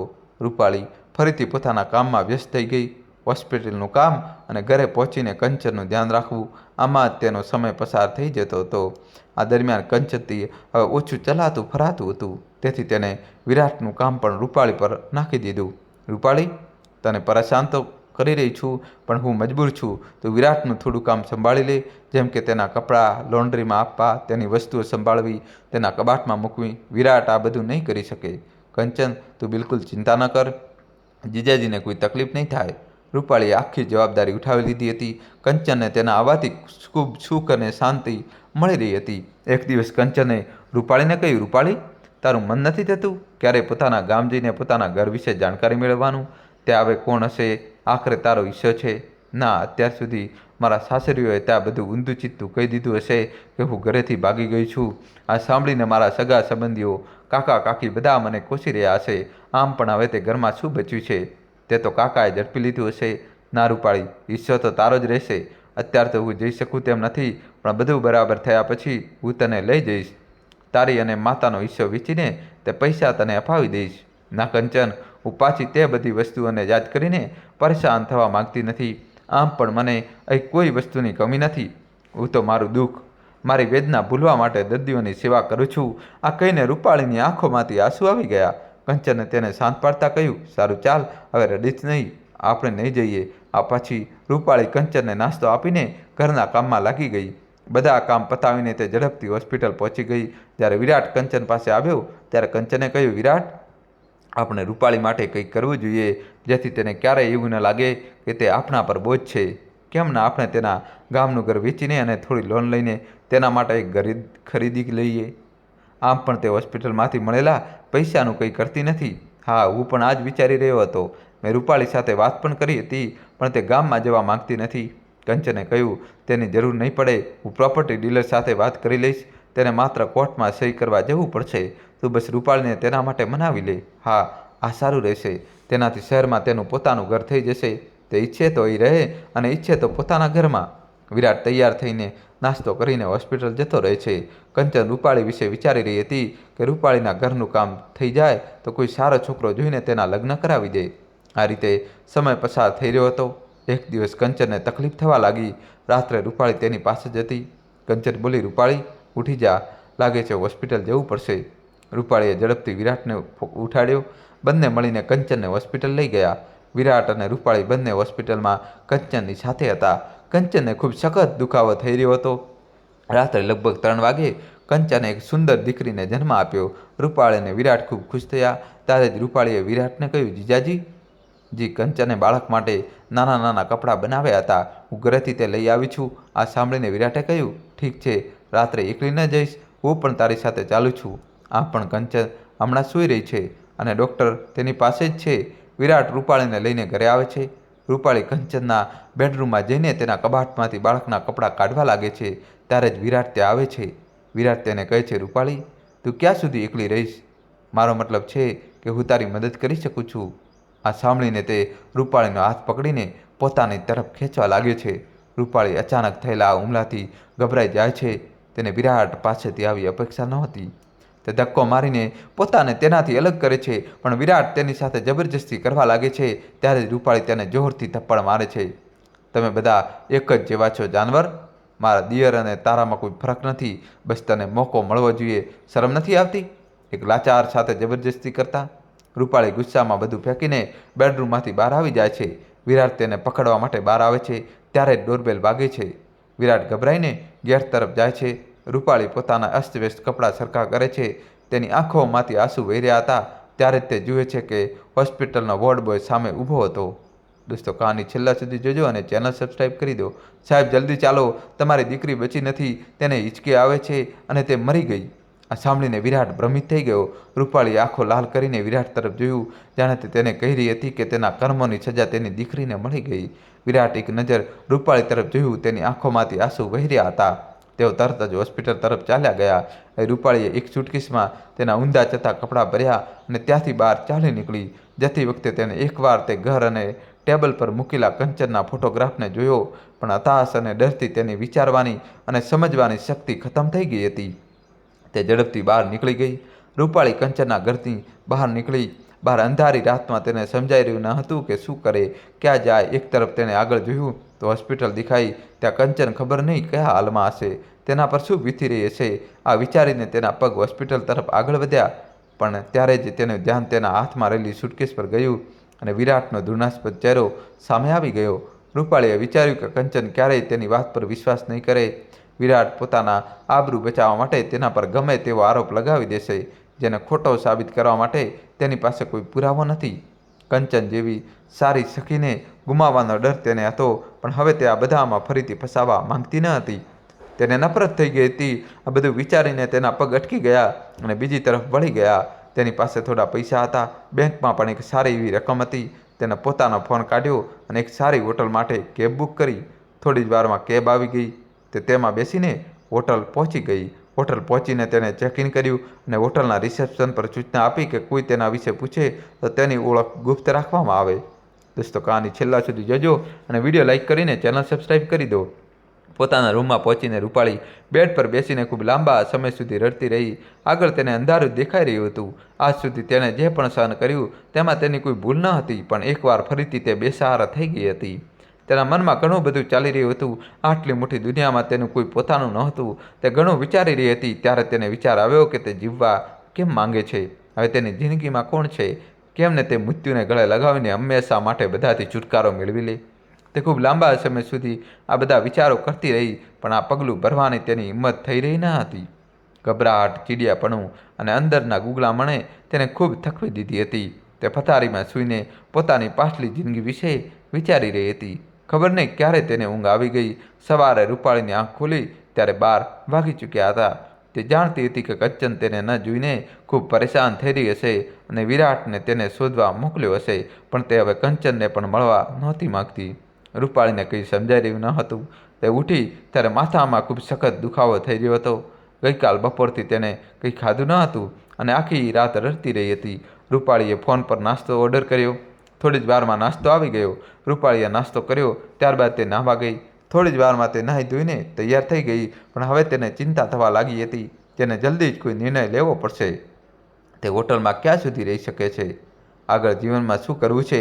ક્યાં જવું છે? આ બધું વિચારતા વિચારતા સાંજ પડી ગઈ. સાંજે તેને જમવાનું ઓર્ડર કર્યું, પણ તે જમી નહીં. થોડું ખાઈને તેને પાછું આપી દીધું. બેડ પર બેઠા તેના મનમાં હજારો સવાલ ઉઠી રહ્યા હતા. એકવારમાં મન થયું કે જઈને કંચનને મળે. તેને તેના પર ઘણા ઉપકાર હતા, પણ તે કયા મોટે તેની સાથે વાત કરશે? તેના પતિ પર કેવી રીતે આરોપ લગાવશે? જો કંચને તેને ઉલટું સીધું સંભળાવી દીધું તો તે સહન કરી શકશે નહીં. કંચન હવે તેના પર બિલકુલ વિશ્વાસ નહીં કરે. તેને કંઈ સમજાઈ રહ્યું નહોતું, તો તે પોતાને ફોન જોવા લાગી. ફોન જોતાં જોતાં તેને ટિંકુનો નંબર દેખાયો. રૂપાળીના મનમાં એક વિચાર આવ્યો. શું જીવનની ફરીથી નવી શરૂઆત કરવામાં આવે? ટિંકુ સાથે વાત કરું? કદાચ ક્યાંક નોકરી અપાવી દે. આનાથી તેનો સેવા કરવાનો હેતુ પણ પૂરો થઈ જશે અને જીવવા માટે પૈસા પણ મળી જશે. તે વિચારી રહી હતી ત્યારે તેને વિચાર આવ્યો કે તેની પાસે તો કોઈ ડિગ્રી કે કોર્સનું સર્ટિફિકેટ નથી. તેને હોસ્પિટલમાં નોકરી કેવી રીતે મળશે? આ વિચારીને તે વધુ પરેશાન થઈ ગઈ. થોડીવાર વિચાર કર્યા બાદ રૂપાળીએ વિચાર્યું કે એકવાર પૂછવામાં શું જાય છે? ટિંકુને તો મારા વિશે બધું જ ખબર છે. રૂપાળીએ ટિંકુને ફોન લગાવ્યો. ટિંકુ, મારે તારી સાથે કંઈક જરૂરી વાત કરવી છે. ટિંકુ ખૂબ ખુશ થયો અને બોલ્યો, રૂપાળી, હું તારા કોઈ પણ કામ આવી શકું તો મને ખૂબ ખુશી થશે. બોલ, શું વાત છે? રૂપાળીએ ટિંકુને કહ્યું, ટિંકુ, મને નોકરી જોઈતી હતી. મેં તે હોસ્પિટલ અને કંચનનું ઘર છોડી દીધું છે. હું એક હોટલમાં છું, પણ આ વાત કોઈને કહેતો નહીં કે તેનું કારણ પૂછતો નહીં. શું તું મારી મદદ કરી શકે છે? રૂપાળી, તું ચિંતા ન કર. હું કાલે જ મારી હોસ્પિટલમાંથી વાત કરું છું. જો વાત ન બને તો મારી બીજી કોઈ હોસ્પિટલમાં ઓળખાણ છે. ક્યાંક ને ક્યાંક સેટિંગ થઈ જશે. રૂપાળીએ સૂચના આપતા કહ્યું, પણ ટિંકુ, તું તો જાણે છે કે મારી પાસે માત્ર અનુભવ છે. મારી પાસે કોઈ ડિગ્રી કે સર્ટિફિકેટ નથી. ટિંકુએ આશ્વાસન આપતા કહ્યું, ચિંતા ન કર, હું પૂરી કોશિશ કરીશ. મને બસ એક દિવસનો સમય આપ. અને હા, જો કોઈ પૈસા વગેરે બીજી કોઈ મદદ જોઈતી હોય તો જણાવ. તે પૂછ્યું તે મને સારું લાગ્યું, પણ મારી પાસે પૈસા છે. તું ચિંતા ન કર. બસ એક વાત યાદ રાખજે, આ વાત તારા અને મારી વચ્ચે જ રહેવી જોઈએ, કેમ કે મને ખબર છે કે તે લોકો મને શોધવા નીકળશે. હું તેમને જણાવ્યા વિના નીકળી આવી છું. ટિંકુએ તેને દિલાસો આપ્યો કે તે કોઈને રાજ ખોલશે નહીં. ટિંકુ સાથે વાત કરીને રૂપાળીને ખૂબ સારું લાગ્યું. બીજા દિવસે બપોરે ટિંકુનો ફોન આવ્યો. રૂપાળી, મેં મારી જ હોસ્પિટલમાં વાત કરી લીધી છે. તો એકવાર અહીં આવીને મળી શકે છે. મેં તેમને બધું જણાવી દીધું છે. શું તું અત્યારે આવી શકે છે? રૂપાળીએ આ પાડી દીધી અને તે તૈયાર થઈને થોડી જ વારમાં ટિંકુની હોસ્પિટલમાં પહોંચી ગઈ. રૂપાળીનો ઇન્ટરવ્યૂ ચાલી રહ્યો હતો. તે બધા સવાલોનો યોગ્ય રીતે જવાબ આપી રહી હતી. ટિંકુ પણ તેની સાથે હતો. ટિંકુએ રૂપાળીની જવાબદારી લઈને ઇન્ટરવ્યૂ લેનારાઓને મનાવી લીધા. રૂપાળીને 3 મહિનાના ટ્રાયલ માટે રાખવામાં આવી. જો તેમનું કામ તેમને પસંદ આવ્યું તો તેઓ તેને રાખી લેશે. રૂપાળી ખૂબ ખુશ હતી. ઇન્ટરવ્યૂ પછી ટિંકુ રૂપાળીને બહાર સુધી મૂકવા આવ્યો. રૂપાળી, હું જાણું છું કે તું ખૂબ સેવા ભાવથી કામ કરે છે. તું 3 મહિનામાં બધાનું દિલ જીતી લઈશ. હવે રહેવાનું શું કરવું છે? હોટલ તો ખૂબ મોંઘી પડતી હશે. તું કહે તો હું મારા ફ્લેટની આસપાસ કોઈ ફ્લેટ ભાડે લેવા માટે વાત કરું. ત્યાંથી હોસ્પિટલ પણ નજીક પડશે. રૂપાળીએ આમાં માથું હલાવ્યું. ટિંકુથી વિદાય લઈને તે પાછી હોટલ પર પાછી આવી ગઈ.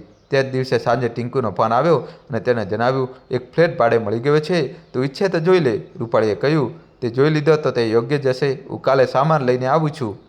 અત્યારે તને ભાડું મોકલી દઉં છું.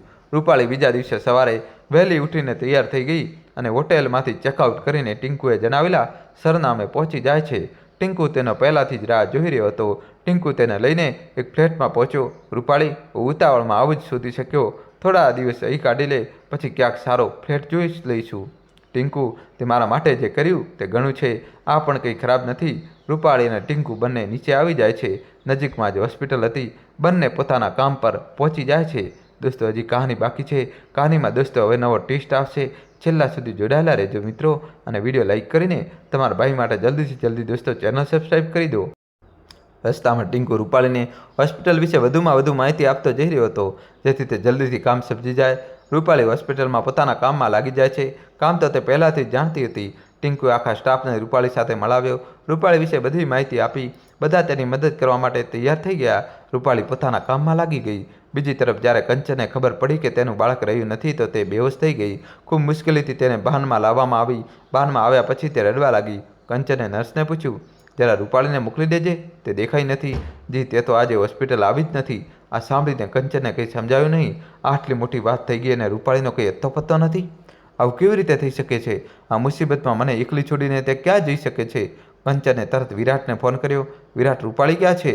કંચનની વાત સાંભળીને વિરાટ ગભરાઈ ગયો, પણ પોતાને સંભાળતા તે બોલ્યો, કંચન, રૂપાળી ઘરે હશે. તું ચિંતા ન કર, તું બસ આરામ કર, હું જોઉં છું. કંચને કોઈ રીતે ટાળીને વિરાટે હાલ પૂરતો આસ્કારો અનુભવ્યો. કંચન પોતાના બાળક વિશે વિચારીને ખૂબ પરેશાન થઈ રહી હતી. વિરાટ તેની પાસે બેઠો હતો. તે વિરાટને વળગીને રડી રહી હતી અને વારંવાર રૂપાળી વિશે પૂછી રહી હતી, પણ વિરાટ પાસે આ બધાનો કોઈ જવાબ ન હતો. સાંજ થવા આવી હતી. કંચનને ખબર હતી કે રૂપાળી તેના માટે જમવાનું બનાવીને લાવશે. દરરોજ તે તેને પોતાના હાથે જમવાનું ખવડાવતી હતી, પણ રાત સુધી રાહ જોયા બાદ પણ રૂપાળી ના આવી તો કંચનને કંઈક શંકા થઈ. કંચનને વોર્ડ બોયને રૂપાળીને બોલાવવા માટે ઘરે મોકલ્યો, પણ તેણે આવીને જણાવ્યું કે ઘરે તો તાળું લાગેલું છે. કંચન તે જ વોર્ડ બોયને વિરાટને બોલાવવા કહ્યું. વિરાટના આવવા પર કંચને તેને પૂછ્યું, તે તો કહ્યું હતું કે રૂપાળી ઘરે છે, પણ ત્યાં તો તાળું લાગેલું છે. વિરાટે સફાઈ આપતા કહ્યું, હા કંચન, હું બપોરે ઘરે ગયો હતો રૂપાળીને જોવા, પણ ત્યાંના ચોકીદારે જણાવ્યું કે રૂપાળી ક્યાંક ચાલી ગઈ છે અને ચાવી તેને આપી ગઈ છે. વિરાટે ખૂબ જ સફાઈથી જૂઠું બોલી દીધું. તું ચિંતા ન કર, હું ખબર કઢાવું છું કે તે ક્યાં ગઈ. કંચન ખૂબ પરેશાન અને દુઃખી હતી. એક તો તેની સાથે આટલો મોટો અકસ્માત થઈ ગયો અને તેની સખીનો પણ કંઈ અત્તો પત્તો ન હતો. તે આખી રાત વિચારતી રહી. સવારે તે હોસ્પિટલથી વિરાટ સાથે ઘરે આવી ગઈ. ઘરમાં બધું જેમનું તેમ પડ્યું હતું. તે રૂપાળીના રૂમમાં ગઈ. ત્યાં તેને જોયું કે રૂપાળીનો સામાન ન હતો. સુટકેસથી લઈને કપડાં સુધી બધું ગાયબ હતું. દોસ્તો, કહાની છેલ્લા સુધી જોજો ને વિડીયો લાઈક કરી ચેનલ સબસ્ક્રાઈબ કરી દો. આનો મતલબ રૂપાળી ઘર છોડીને ચાલી ગઈ. વિરાટે સાચું કહ્યું. મારા ગયા પછી આ ઘરમાં શું થયું હતું? આ સાંભળીને વિરાટ ગભરાઈ ગયો, પણ તેને જૂઠું બોલ્યું, કંચન, હું તો હોસ્પિટલમાં હતો, મને કંઈ ખબર નથી કે શું થયું. તને મારા પર વિશ્વાસ નથી? કંચન માથું પકડીને ત્યાં જ પલંગ પર બેસી ગઈ. ખબર નહીં રૂપાળી કયા હાલમાં હશે. ક્યાંક જવાનું હતું તો મને જણાવીને તો જાત. તેને રૂપાળી પર દયા પણ આવતી હતી અને ગુસ્સો પણ. એ રૂપાળી જ્યારે સાંજે પોતાના ફ્લેટ પર પહોંચી તો તે ખૂબ થાકી ગઈ હતી. તેનું જમવાનું બનાવવાનું મન નહોતું. કંચનના ઘરમાં તે આટલું કામ કરતી રહેતી હતી, છતાં પણ તે ક્યારેય થાકતી ન હતી. કદાચ એકલતા અને ઉદાસીને કારણે હું ખૂબ નબળી અને થાકી ગયેલું અનુભવી રહી હતી. રૂપાળી પાસે કોઈ કામ ન હતું. તે બસ એમ જ બાલ્કની પર ઊભી રહી ગઈ. જૂના દિવસોની યાદોએ તેને ફરીથી હેરાન કરવાનું શરૂ કરી દીધું. તેના માતા પિતાનું જતું રહેવું, તે પછી લગ્ન, પછી કંચનના ઘરમાં રહેવું અને હવે આજે અહીં એકલા રહેવું. ખબર નહીં આગળ શું થશે. ત્યારે જ ફોનનો રિંગ વાગ્યો. રૂપાળીએ જોયું કે ટીંકુનો ફોન હતો. રૂપાળીએ ફોન ઉઠાવ્યો. રૂપાળી, દરવાજો ખોલ, હું બહાર ઊભો છું. લાગે છે તે ઘંટડી સાંભળી નથી. આ સાંભળીને રૂપાળીએ દરવાજો ખોલ્યો અને બોલી, માફ કરજે, બાલ્કનીમાં હતી, ઘંટડીનો ખ્યાલ જ ન રહ્યો. ટીંકુ અંદર આવતા બોલ્યો, તે જમવાનું તો બનાવ્યું જ નહીં હોય, મને ખબર હતી, એટલે હું જમવાનું લાવ્યો છું. ચાલ સાથે ખાઈએ. આમ તો તને મારા આવવાથી તમને મારા આવવાથી કોઈ તકલીફ તો નથી? ના ટીંકુ, એવું કંઈ નથી, અને જો તમે ના આવતા તો હું કંઈક તો બનાવી જ લેત. ટીંકુ હસતા હસતા બોલ્યો, તારી હાલત પણ મારા જેવી જ છે. હું પણ એકલો રહું છું તો ક્યારેક બહારથી થોડું ઘણું ખાઈ લઉં છું. જ્યારે ખૂબ મન થાય ત્યારે જ જમવાનું બનાવું છું. મને ખબર હતી કે તે પણ જમવાનું બનાવ્યું નહીં હોય, કારણ કે એકલા મન જ નથી થતું. ટીંકુએ જમવાનું ટેબલ પર મૂક્યું. રૂપાળીએ જમવાનું પીરસ્યું અને બંને ખાવા લાગ્યા. જમ્યા પછી ટીંકુએ કહ્યું, રૂપાળી, પરમ દિવસે તારી અને મારી બંનેની રજા છે. એક કામ કરીએ, બંને બજાર જઈએ, જે કંઈ જરૂરી સામાન હોય તે ખરીદી લઈશું. કાલ તું તારા જરૂરિયાતના સામાનની યાદી બનાવી લેજે. દોસ્તો, કહાની છેલ્લા સુધી જોજો, હવે નવો ટ્વિસ્ટ આવશે. રૂપાળીએ આમાં માથું હલાવ્યું. થોડીવાર વાતો કર્યા બાદ ટીંકુ પોતાના ઘરે જતો રહ્યો. રૂપાળીને અહેસાસ થયો કે ટીંકુ કેટલો સારો માણસ છે.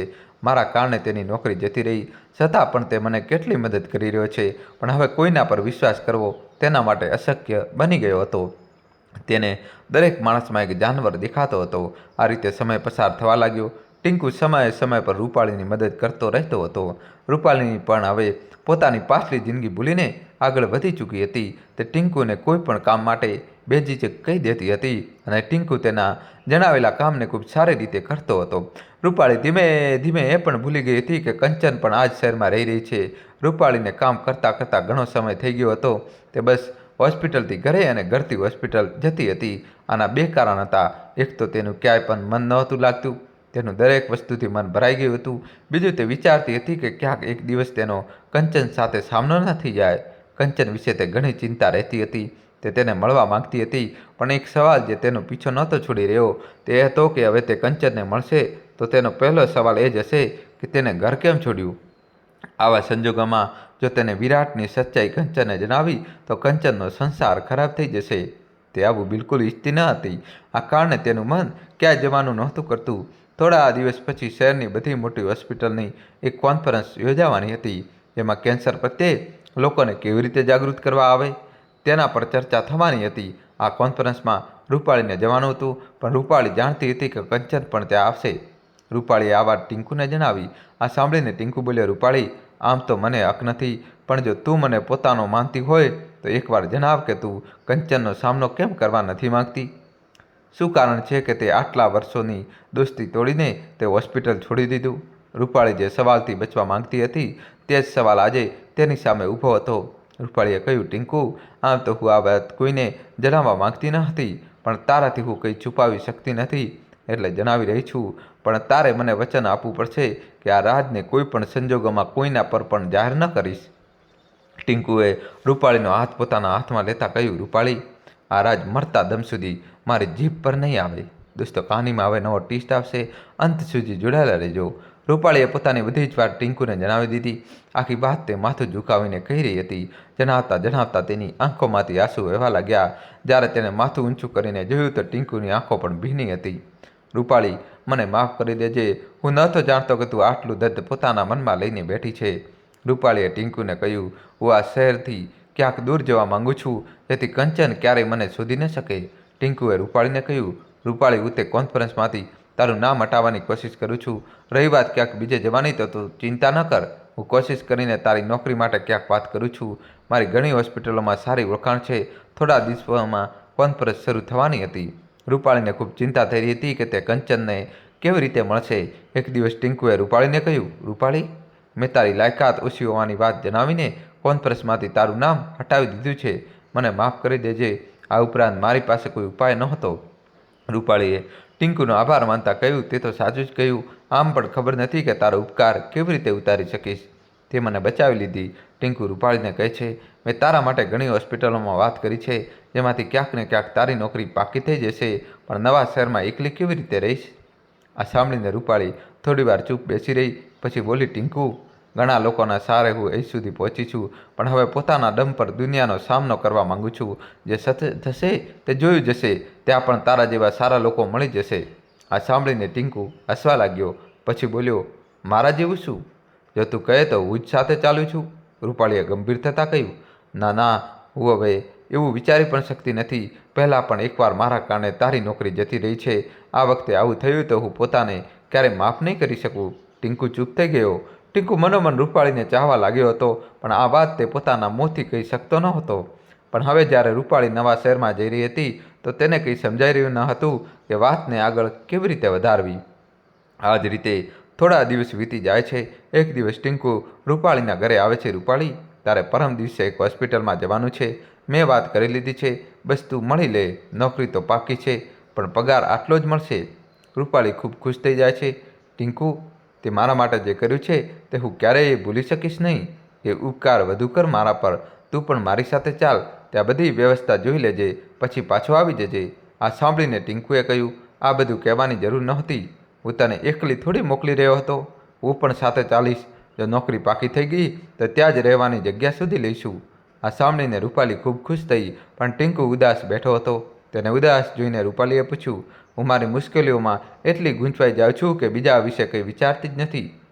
શું વાત છે ટીંકુ, આટલો ઉદાસ કેમ છે? કોઈ તકલીફ? રૂપાળી, હું તને કંઈક કહેવા માગું છું પણ હિંમત નથી થઈ રહી, પણ હવે નહીં કહું તો ખૂબ મોડું થઈ જશે. શું વાત છે ટીંકુ, બોલ. આપણા વચ્ચે ડર ક્યાંથી આવી ગયો?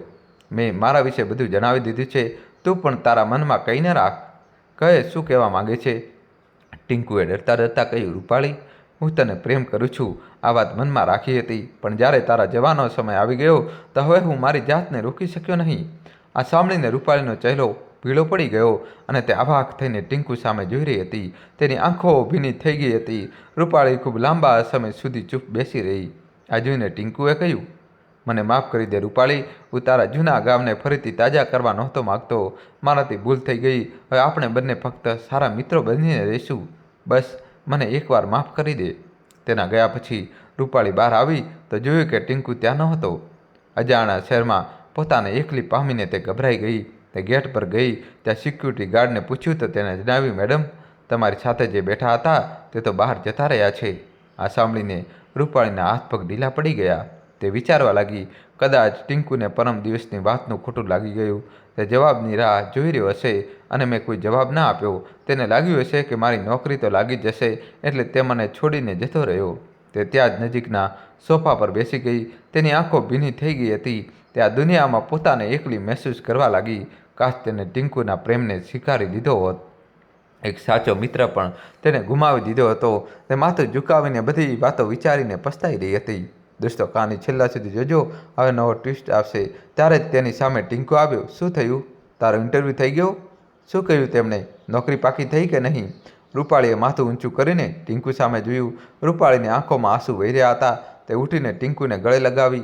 ક્યાં જતા રહ્યા હતા? ખબર છે હું કેટલી ડરી ગઈ હતી? ફરી ક્યારેય મને છોડીને ન જતા. રૂપાળીએ ટીંકુને જોરથી પકડી લીધો. ટીંકુને કંઈ સમજાઈ રહ્યું ન હતું. હોસ્પિટલમાં આવતા જતા લોકો બંનેને જોઈ રહ્યા હતા. થોડી વારમાં રૂપાળીને સમજાયું કે બધા તેમને જોઈ રહ્યા છે. તે ટીંકુથી અલગ થઈ ગઈ. હું તો એ બાજુની દુકાન પર ચા પીવા ગયો હતો. આ સાંભળીને રૂપાળી બોલી, મને માફ કરી દે. હું સમજી કે તે તને પરમ દિવસથી વાતનું ખોટું લાગ્યું અને તું મને અહીં છોડીને પાછો જતો રહ્યો. ટીંકુ આ સાંભળીને હસવા લાગ્યો. રૂપાળી, મેં કહ્યું હતું કે આપણી દોસ્તી પર કોઈ અસર નહીં થાય. હું તારો સાથ ક્યારેય નહીં છોડું. બિલકુલ ચિંતા ન કર. ચાલ હવે કહે, શું થયું? નોકરી મળી ગઈ? 1 અઠવાડિયા પછી જોઈન કરવાનું છે. ટીંકુ હસતા હસતા બોલ્યો, મને તો પહેલાંથી જ ખબર હતી કે નોકરી તને મળીને જ રહેશે. ચાલ હવે ક્યાંક જમવા જઈએ. તને પણ ભૂખ લાગી હશે. બંને એક રેસ્ટોરન્ટમાં પહોંચી જાય છે. વધારે ભીડ ન હતી. ટીંકુએ જમવાનું ઓર્ડર કર્યું. રૂપાળી જમી રહી હતી. પછી તેને ટીંકુને કહ્યું, ટીંકુ, મેં લગ્ન વિશે ખૂબ વિચાર્યું, પણ દર વખતે પહેલાં કરતાં વધુ ગૂંચવાઈ જાઉં છું. તું તે વિશે વધારે ન વિચાર. સમય આપોઆપ નિર્ણય લેવાની હિંમત આપશે. હાલ પૂરતું નોકરી પર ધ્યાન આપ. રૂપાળીએ ટીંકુનો હાથ પોતાના હાથમાં લેતા કહ્યું, ના ટીંકુ, જ્યારે આજે હું તને થોડીવાર માટે ગુમાવી દીધો તો મને મારો જવાબ મળી ગયો. હું તારી સાથે લગ્ન કરવા માટે તૈયાર છું. આ સાંભળીને ટીંકુ ખૂબ ખુશ થઈ ગયો. બંને ખુશી ખુશી જમવાનું ખાધું. પછી બંને બસ પકડવા માટે બસ સ્ટેશન પહોંચી ગયા. બસમાં બેઠા બેઠા રૂપાળીએ ટીંકુને પૂછ્યું, ટીંકુ, તું તમારી પાછલી જિંદગી વિશે બધું જ જાણે છે, પણ હું તારા વિશે કંઈ જ જાણતી નથી. ટીંકુએ રૂપાળીનો હાથ પોતાના હાથમાં લેતા કહ્યું, રૂપાળી, મારી જિંદગીમાં જણાવવા માટે જેવું કંઈ જ નથી. ગામમાં મારા માતા પિતા હતા જે હવે જીવતા નથી. જ્યારે તેઓ હતા ત્યારે ગામમાં જ એક દવાખાનામાં કમ્પાઉન્ડર તરીકે કામ કરતો હતો. તેમના ગયા પછી મારું મન ગામમાંથી ઉઠી ગયું એટલે અહીં આવી ગયો. ત્યારથી નોકરી કરી રહ્યો છું. મારું કોઈ નથી. બસ હવે ઘર વસાવવાનું મન છે. હું સમજી શકું છું, જો તારા માતા પિતા હોત તો અત્યાર સુધી તારું ઘર વસી ગયું હોત. માતા પિતા ગયાનું દુઃખ હું જાણું છું. જ્યારે મારા માતા પિતા જતા રહ્યા તો હું ખૂબ ભાંગી પડી હતી. તે સમયે જો કંચન ન હોત તો ખબર નહીં મારું શું થયું હોત. બંને આવી જ વાતો કરતાં કરતાં ઘરે પહોંચી ગયા. રૂપાળીને ઘરે મૂકીને ટીંકુ પોતાના ઘરે જતો રહ્યો. રૂપાળી ખૂબ થાકી ગઈ હતી, પણ તેને ઊંઘ આવી રહી ન હતી. દોસ્તો, કહાની છેલ્લા સુધી જોજો અને વિડીયો લાઇક કરીને તમારા ભાઈ માટે ચેનલ સબસ્ક્રાઈબ કરી દો. આજે તેને જીવનનો સૌથી મોટો નિર્ણય લીધો હતો. કાશ આજે કંચન તેની સાથે હોત, પણ પછી તેને વિચાર્યું કે કોઈનો પણ સાથ હંમેશા રહેતો નથી. શું ખબર આજ બધું નસીબમાં લખ્યું હોય. આગળની જિંદગી ટીંકુના સહારે જ પસાર થવાની હતી. બધું નસીબ પર છોડીને ભવિષ્યના સપના જોતા જોતા ક્યારે રૂપાળીની આંખ લાગી ગઈ તેને ખબર પણ ના પડી. રૂપાળી બીજા દિવસે હોસ્પિટલ માટે તૈયાર થઈ રહી હતી. ટીંકુનો ફોન આવ્યો. રૂપાળીએ બાલ્કનીમાંથી નીચે જોયું. ટીંકુ તેની રાહ જોઈ રહ્યો હતો. રૂપાળી ઝડપથી નીચે આવી ગઈ. બંને હોસ્પિટલ માટે જઈ રહ્યા હતા, પણ આજે રૂપાળી ટીંકુની સામે થોડી શરમાઈ રહી હતી. બંને હોસ્પિટલમાં જઈને પોતાના કામમાં લાગી જાય છે. સાંજે બંને એક રેસ્ટોરન્ટમાં જમવા જાય છે. ત્યાં પહોંચીને ટીંકુ રૂપાળી સાથે વાત કરે છે. રૂપાળી, હું 2 દિવસ માટે બહાર જઈ રહ્યો છું. રૂપાળી તેને આશ્ચર્યથી જુએ છે. ક્યાં જઈ રહ્યા છો? શું વાત છે? બધું બરાબર તો છે ને? હા, બધું બરાબર છે. મને એક જગ્યાએથી નોકરીનો ઓફર છે. હું ત્યાં જઈ રહ્યો છું. જો વાત બની જાય તો 1 અઠવાડિયા પછી હું પણ ત્યાં જ શિફ્ટ થઈ જઈશ. આ સાંભળીને રૂપાળી ખૂબ ખુશ થઈ જાય છે. ખરેખર? તો આ સારું છે. હું તો વિચારીને પરેશાન હતી કે ત્યાં હું એકલી કેવી રીતે રહીશ. તારી વધારે ચિંતા હતી એટલે હું ત્યાં જઈ રહ્યો છું. ટીંકુ 2 દિવસ માટે જતો રહે છે. રૂપાળી માટે આ 2 દિવસ પસાર કરવા મુશ્કેલ થઈ જાય છે. દોસ્તો, કહાની છેલ્લા સુધી જોજો.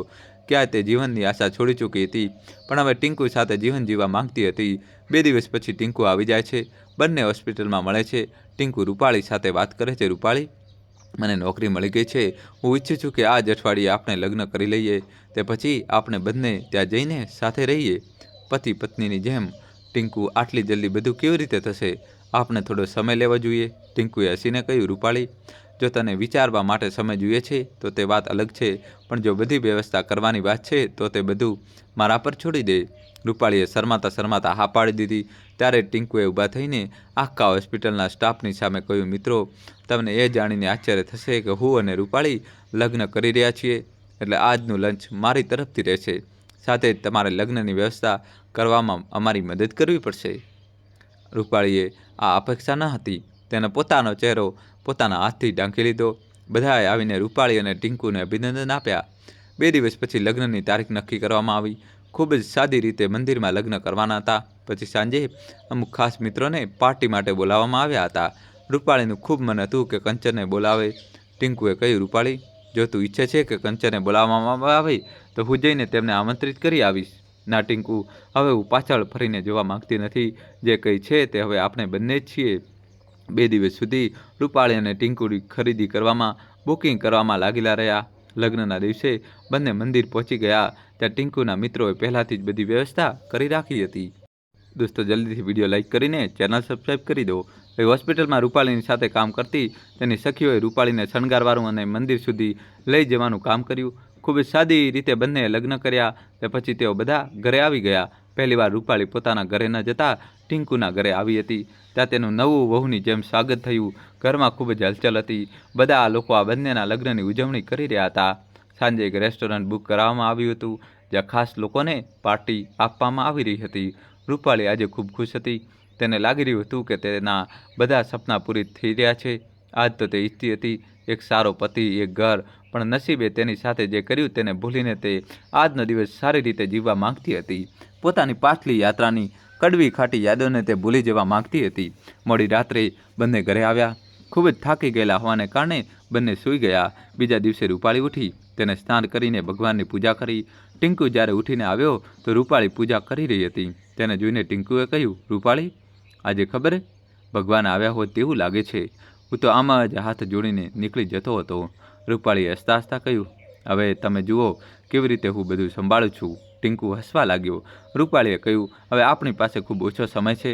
આપણે આજે જ ક્યાંક નવી જગ્યાએ ફ્લેટ જોવો જોઈએ. 4 દિવસ પછી આપણે ત્યાં જોઈન કરવાનું છે. ટીંકુ તૈયાર થઈને આવી જાય છે. એક ટેક્સી ભાડે લઈને બંને બીજા શહેર માટે નીકળી જાય છે. હાઈવે પર ટેક્સી પવન વેગે જઈ રહી હતી. રૂપાળી ગાડીની બહાર જોતા વિચારી રહી હતી, કદાચ પાછલી જિંદગીના બધા દુઃખ પાછળ છૂટી રહ્યા છે, પણ નસીબને કંઈક બીજું જ મંજૂર હતું. રૂપાળી અને ટીંકુ બંને નવા શહેરમાં જઈને પ્રોપર્ટી ડીલરને મળે છે. તે તેમને ઘણા ફ્લેટ બતાવે છે, જેમાંથી એક તેમને પસંદ આવી જાય છે. દોસ્તો, કહાની છેલ્લા સુધી જોજો. નવો ટ્વિસ્ટ આવશે. વિડીયો લાઇક કરીને ચેનલ સબસ્ક્રાઈબ કરી દો. બંને તેને એડવાન્સ આપીને પાછા આવી જાય છે. બીજા દિવસે બંને ફ્લેટ ખાલી કરીને બધો સામાન લઈને નવા ફ્લેટમાં પહોંચી જાય છે.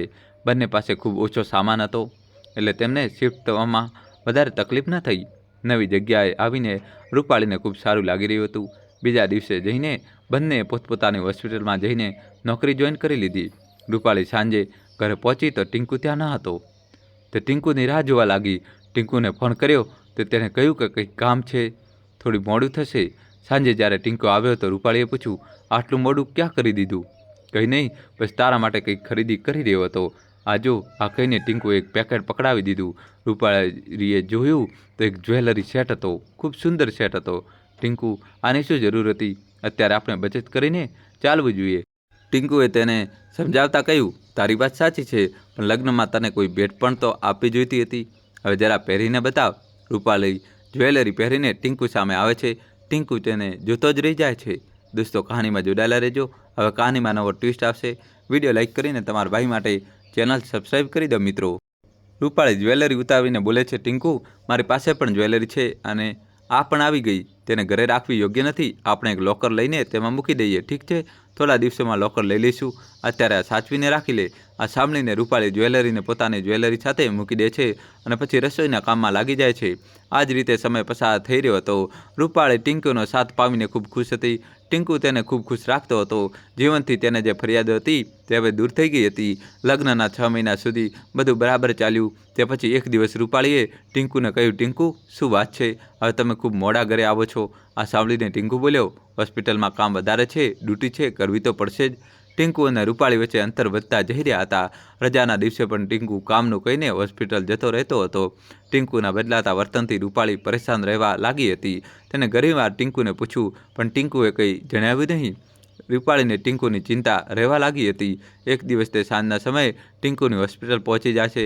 રૂપાળીએ વિચાર્યું કે ચાલ આજે રેસ્ટોરન્ટમાં ડિનર કરીશું. ત્યાં જઈને તેને રિસેપ્શન પર પૂછપરછ કરી તો જાણવા મળ્યું કે ટીંકુ તો ઘરે જતો રહ્યો છે. પછી તેને પૂછ્યું, મેડમ, તમારી હોસ્પિટલમાં ખૂબ કામ છે. મારા પતિ એટલે કે ટીંકુજી ખૂબ મોડા ઘરે આવે છે. આ સાંભળીને રિસેપ્શન પર બેઠેલી મેડમે કહ્યું, અહીં બધાના કામના કલાકો નક્કી છે. અમારી પાસે શિફ્ટમાં કામ હોય છે. ડ્યુટી ટાઈમ પછી કોઈને રોકવામાં આવતા નથી. આ સાંભળીને રૂપાળીના દિલની ધક્કો લાગે છે. હે ભગવાન, ટીંકુ મારી સાથે જૂઠું બોલીને ઘરેથી ગાયબ રહે છે. તે મારાથી બચવાની કોશિશ કરી રહ્યો છે. આ મનોમંથનમાં તે ઘરે પહોંચી જાય છે. થોડીવાર પછી ટીંકુ પણ આવી જાય છે. રૂપાળી તેને પૂછે છે તો તે જ હોસ્પિટલનું બહાનું બનાવે છે. રૂપાળી તેને કહે છે, હું આજે હોસ્પિટલ ગઈ હતી, ત્યાં તો કોઈ ઓવરટાઈમ નથી થતો. તો પછી તમે મોડી રાત સુધી ક્યાં રહો છો? ટીંકુ આ સાંભળીને સતબત થઈ જાય છે. રૂપાળી, એવું કંઈ નથી. તે નોકરી હજુ નવી આવી છે. તે મને ઓળખતી નથી. હું ડૉક્ટર સાથે રહું છું. કોઈ રીતે રૂપાળીને સમજાવીને ટીંકુ શાંત થઈ જાય છે. પણ રૂપાળીના મનમાં શાંતિ ન હતી. તે આખી રાત જાગીને આ બધું વિચારતી રહી. બંને ધીમે ધીમે એક અજાણી વ્યક્તિની જેમ રહેવા લાગે છે. હવે ના ટીંકુ તેની સાથે વધારે વાત કરતો હતો, ના તેની તરફ ધ્યાન આપતો હતો. રૂપાળીને આ વાત સમજાઈ રહી ન હતી કે અચાનક ટીંકુનું વર્તન કેમ બદલાઈ ગયું છે. દોસ્તો, કહાની છેલ્લા સુધી જોજો, નવો ટ્વિસ્ટ આવશે. એક દિવસ ટીંકુ હોસ્પિટલ જતો રહ્યો. રૂપાળીનું મન હોસ્પિટલમાં જવાનું ન હતું. તે ઘરે જ હતી. થોડીવાર પછી ઘંટડી વાગી. એક પોસ્ટમેન સામે ઊભો હતો. તેને રૂપાળીને એક પત્ર આપ્યો. પત્ર ટીંકુના નામનો હતો. રૂપાળીએ પત્ર ટેબલ પર મૂકી દીધો અને રસોઈના કામમાં લાગી ગઈ. જ્યારે બપોરે તે જમવા બેઠી તો સામે પત્ર જોઈને તેને વિચાર્યું કે ટીંકુનું તો કોઈ નથી, તો પછી આ પત્ર કોણે મોકલ્યો હશે? રૂપાળીએ પત્ર ખોલીને વાંચવાનું શરૂ કર્યું. પત્ર વાંચતા વાંચતા રૂપાળીની આંખોમાંથી આંસુ આવી ગયા. આખો પત્ર વાંચીને તે સતબત થઈ ગઈ. આ પત્ર કોઈ સાક્ષીનો હતો, ટીંકુની પત્ની સાક્ષી. અને તેને લખ્યું હતું, તમે છેલ્લા 8 મહિનાથી ગામ આવ્યા નથી. બંને બાળકો તમને ખૂબ યાદ કરે છે. એકવાર આવીને મળી જજો. ફરી એકવાર રૂપાળી સાથે દગો થયો હતો. રૂપાળીની આંખો સામે તેની પાછલી જિંદગી ફરીથી ફરવા લાગી. આ દુનિયામાં એક પણ માણસ એવો નથી જેના પર તે વિશ્વાસ કરી શકે. દરેક માણસે તેને દગો આપ્યો છે. તે આ બધું વિચારી રહી હતી કે હવે આગળ શું કરશે, કોના માટે જીવે. આ દગાખોરના બેરુખીનું કારણ પણ સમજાઈ ગયું હતું. પોતાની પત્નીથી મન ભરાઈ ગયું તો તેને રૂપાળીને ફસાવી. હવે તેનાથી મન ભરાઈ ગયું તો કોઈ બીજીને ફસાવવાની તૈયારી કરી રહ્યો હશે. રૂપાળી ખૂબ લાંબા સમય સુધી પલંગ પર સૂઈને રડતી રહી. તેને ઘર છોડવાનો નિર્ણય કર્યો. તે પોતાના બેગમાં સામાન મૂકવા લાગી તો તેને જોયું કે તેના કબાટમાં ના તો તેની જ્વેલરી હતી, ના ટીંકુએ જે આપી હતી તે. રૂપાળીએ પોતાના પૈસા પણ ટીંકુને આપી દીધા હતા. લગ્નની તૈયારીઓના સમયમાં બચેલા પૈસા પણ કબાટમાં ન હતા. રૂપાળી સમજી ચૂકી હતી કે તેના માન સન્માનની સાથે સાથે તેની જ્વેલરી, તેના પૈસાની પણ લૂંટ થઈ ચૂકી છે. ક્યાંક ટીંકુ તેને છોડીને ભાગી જવાનો હતો, એવી જગ્યાએ જેના વિશે તેને ક્યારેય ખબર નહીં પડે. આજે જો આ પત્ર તેના હાથમાં ન લાગત તો તેને ક્યારેય સચ્ચાઈની ખબર ન પડત. રૂપાળીએ તે પત્ર ટેબલ પર મૂકી દીધો અને બધું છોડીને ઘરેથી ચાલી નીકળી. અહીં કંચનને રૂપાળી વિશે કંઈક ખબર પડી ગઈ હતી કે તેને ટીંકુ સાથે લગ્ન કરી લીધા છે અને આ શહેર છોડી દીધું છે. કંચનના સવાલોના જવાબ તો તેને મળ્યા ન હતા, પણ તે ખુશ હતી કે રૂપાળીને એક જીવનસાથી મળી ગયો. તે જ્યાં પણ રહે ખુશ રહે. કંચન સવારે છાપું વાંચી રહી હતી ત્યારે તેની નજરે ખબર પર પડી. ફોટો જોઈને કંચન ડરી ગઈ. આ રૂપાળીનો ફોટો હતો. રૂપાળીએ નદીમાં કૂદીને આત્મહત્યા કરી લીધી હતી. આ ફોટો તેની ઓળખ માટે છાપવામાં આવ્યો હતો. કંચન તરત ગાડી લઈને ત્યાંના પોલીસ સ્ટેશન પહોંચી ગઈ. તેણે રૂપાળી વિશે પૂછપરછ કરી. પોલીસ ઇન્સ્પેક્ટરે તેને લાશની ઓળખ કરવા માટે ચાલવા કહ્યું. કંચને ત્યાં જઈને જોયું, લાશ રૂપાળીની જ હતી. તે રૂપાળીને વળગીને ધ્રુસકે રડવા લાગી. પોલીસે જણાવ્યું કે રૂપાળીના હાથમાં પોલિથીન બાંધેલી હતી, જેમાં એક પત્ર હતો જે કંચનના નામે હતો. તેમાં લખ્યું હતું, કંચન, મને માફ કરી દે, મેં તારો સાથ છોડી દીધો. તે પછી પત્રમાં રૂપાળીએ બધું લખી દીધું જે આજે તેની સાથે થયું હતું. પત્રની છેલ્લી લીટીમાં રૂપાળીએ લખ્યું હતું, હું એકલી હતી ને એકલી જ આ દુનિયામાંથી જઈ રહી છું. તારા ઉપકારોનું દેવું મારા પર રહી ગયું. જો શક્ય હોય તો કંચન, મને માફ કરી દેજે. હું તને મળ્યા વિના જ જઈ રહી છું. મારા જેવી દોસ્ત મને ક્યાંય નહીં મળે. પ્રિય મિત્રો, રૂપાળીની વાર્તા માત્ર એક છોકરીની ન હતી, પણ હજારો સ્ત્રીઓની પ્રતિનિધિ હતી જો પ્રેમ, વિશ્વાસ અને સંબંધોના નામે વારંવાર ઠગાય છે. તેણે દરેક વખતે પોતાને સંભાળી, દરેક તૂટ્યા પછી પોતાને છોડવાની કોશિશ કરી, પણ આખરે તે પણ તૂટી ગઈ. આ દુનિયામાં સૌથી મુશ્કેલ હોય છે કે કોઈના પર વિશ્વાસ કરવો, અને સૌથી ખતરનાક હોય છે કે તે વિશ્વાસનું તૂટી જવું. રૂપાળીએ જ્યારે પહેલીવાર પોતાની ભાવનાઓને સ્વીકારી, પોતાના ભૂતકાળને પાછળ છોડીને આગળ વધવા માંગ્યું, ત્યારે પણ નિત્ય તેની સાથ રમતી રહી. રૂપાળીએ ટીંકુને માત્ર એક જીવનસાથી જ ન માન્યો, પણ તેને પોતાનો પરિવાર, પોતાની દુનિયા, પોતાનું ભવિષ્ય માની લીધું હતું. પણ જે સંબંધનો પાયો જૂઠ પર રાખવામાં આવ્યો હોય તે વધારે દૂર જઈ શકતો નથી. ટીંકુએ માત્ર રૂપાળીના વિશ્વાસને જ તોડ્યો, પણ તેની આત્માને પણ ઘાયલ કરી દીધી. રૂપાળીની આત્મહત્યા એક છોકરીની હાર માનવી ન હતી, પણ સમાજના તે ચહેરા પર જોરદાર તમાચો હતો જે સ્ત્રીને હંમેશા સમર્પણ અને સહિષ્ણુતાના માપદંડ પર તોલે છે, પણ તેના દર્દને અવગણી દે છે. આ વાર્તા આપણને શીખવે છે કે સાચો પ્રેમ તે હોય છે જે સચ્ચાઈ સાથે નિભાવવામાં આવે, નહીં કે છળ અને દગા સાથે. એક માણસની મુસ્કાન પાછળ કેટલા આંસુ છુપાયેલા હોય છે તે માત્ર તે જ જાણે છે જે રોજ પોતાની જાત સાથે લડે છે.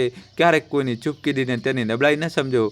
શું ખબર તે માણસ કેટલા તોફાન સહી ચૂક્યો હોય. અને સૌથી મોટી વાત, વિશ્વાસને ક્યારેય ન તોડશો, કારણ કે તૂટેલો વિશ્વાસ ફરીથી જોડાતો નથી, અને જો જોડાઈ પણ જાય તો તે પહેલાં જેવો રહેતો નથી. રૂપાળી જતી રહી, પણ તેના પત્રએ સ્પષ્ટ કરી દીધું કે સાચી મિત્રતા કોઈ પણ સંબંધથી ઉપર હોય છે. કંચનના નામે લખેલો તેનો છેલ્લો પત્ર એ જ દર્શાવે છે કે જીવનમાં સૌથી મોટો સારો કોઈ પ્રેમી નહીં, પણ એક સાચો મિત્ર હોય છે. પ્રિય મિત્રો, તો કેવી લાગી તમને અમારી વાર્તા? જો વાર્તા સારી લાગી હોય તો કોમેન્ટ બોક્સમાં જરૂર જણાવજો. તો આજ માટે બસ આટલું જ. મળીએ છીએ આવતા વિડીયોમાં એક નવી વાર્તા સાથે. ત્યાં સુધી ખુશ રહો, પોતાનું અને પોતાનું ધ્યાન રાખો. જય શ્રી કૃષ્ણ. અને દોસ્તો, તમે કયા ગામ, કયા શહેરથી આ સ્ટોરી જોઈ રહ્યા છો એ કોમેન્ટમાં તમારા ગામનું નામ, શહેરનું નામ જણાવવું જ પડશે. દોસ્તો, તમારા ભાઈ માટે જલ્દીથી કોમેન્ટમાં તમારા ગામનું નામ, શહેરનું નામ લખી દો. વિડીયો લાઇક કરીને ચેનલ સબસ્ક્રાઈબ કરી દો. ખૂબ ખૂબ ધન્યવાદ, દિલથી આભાર.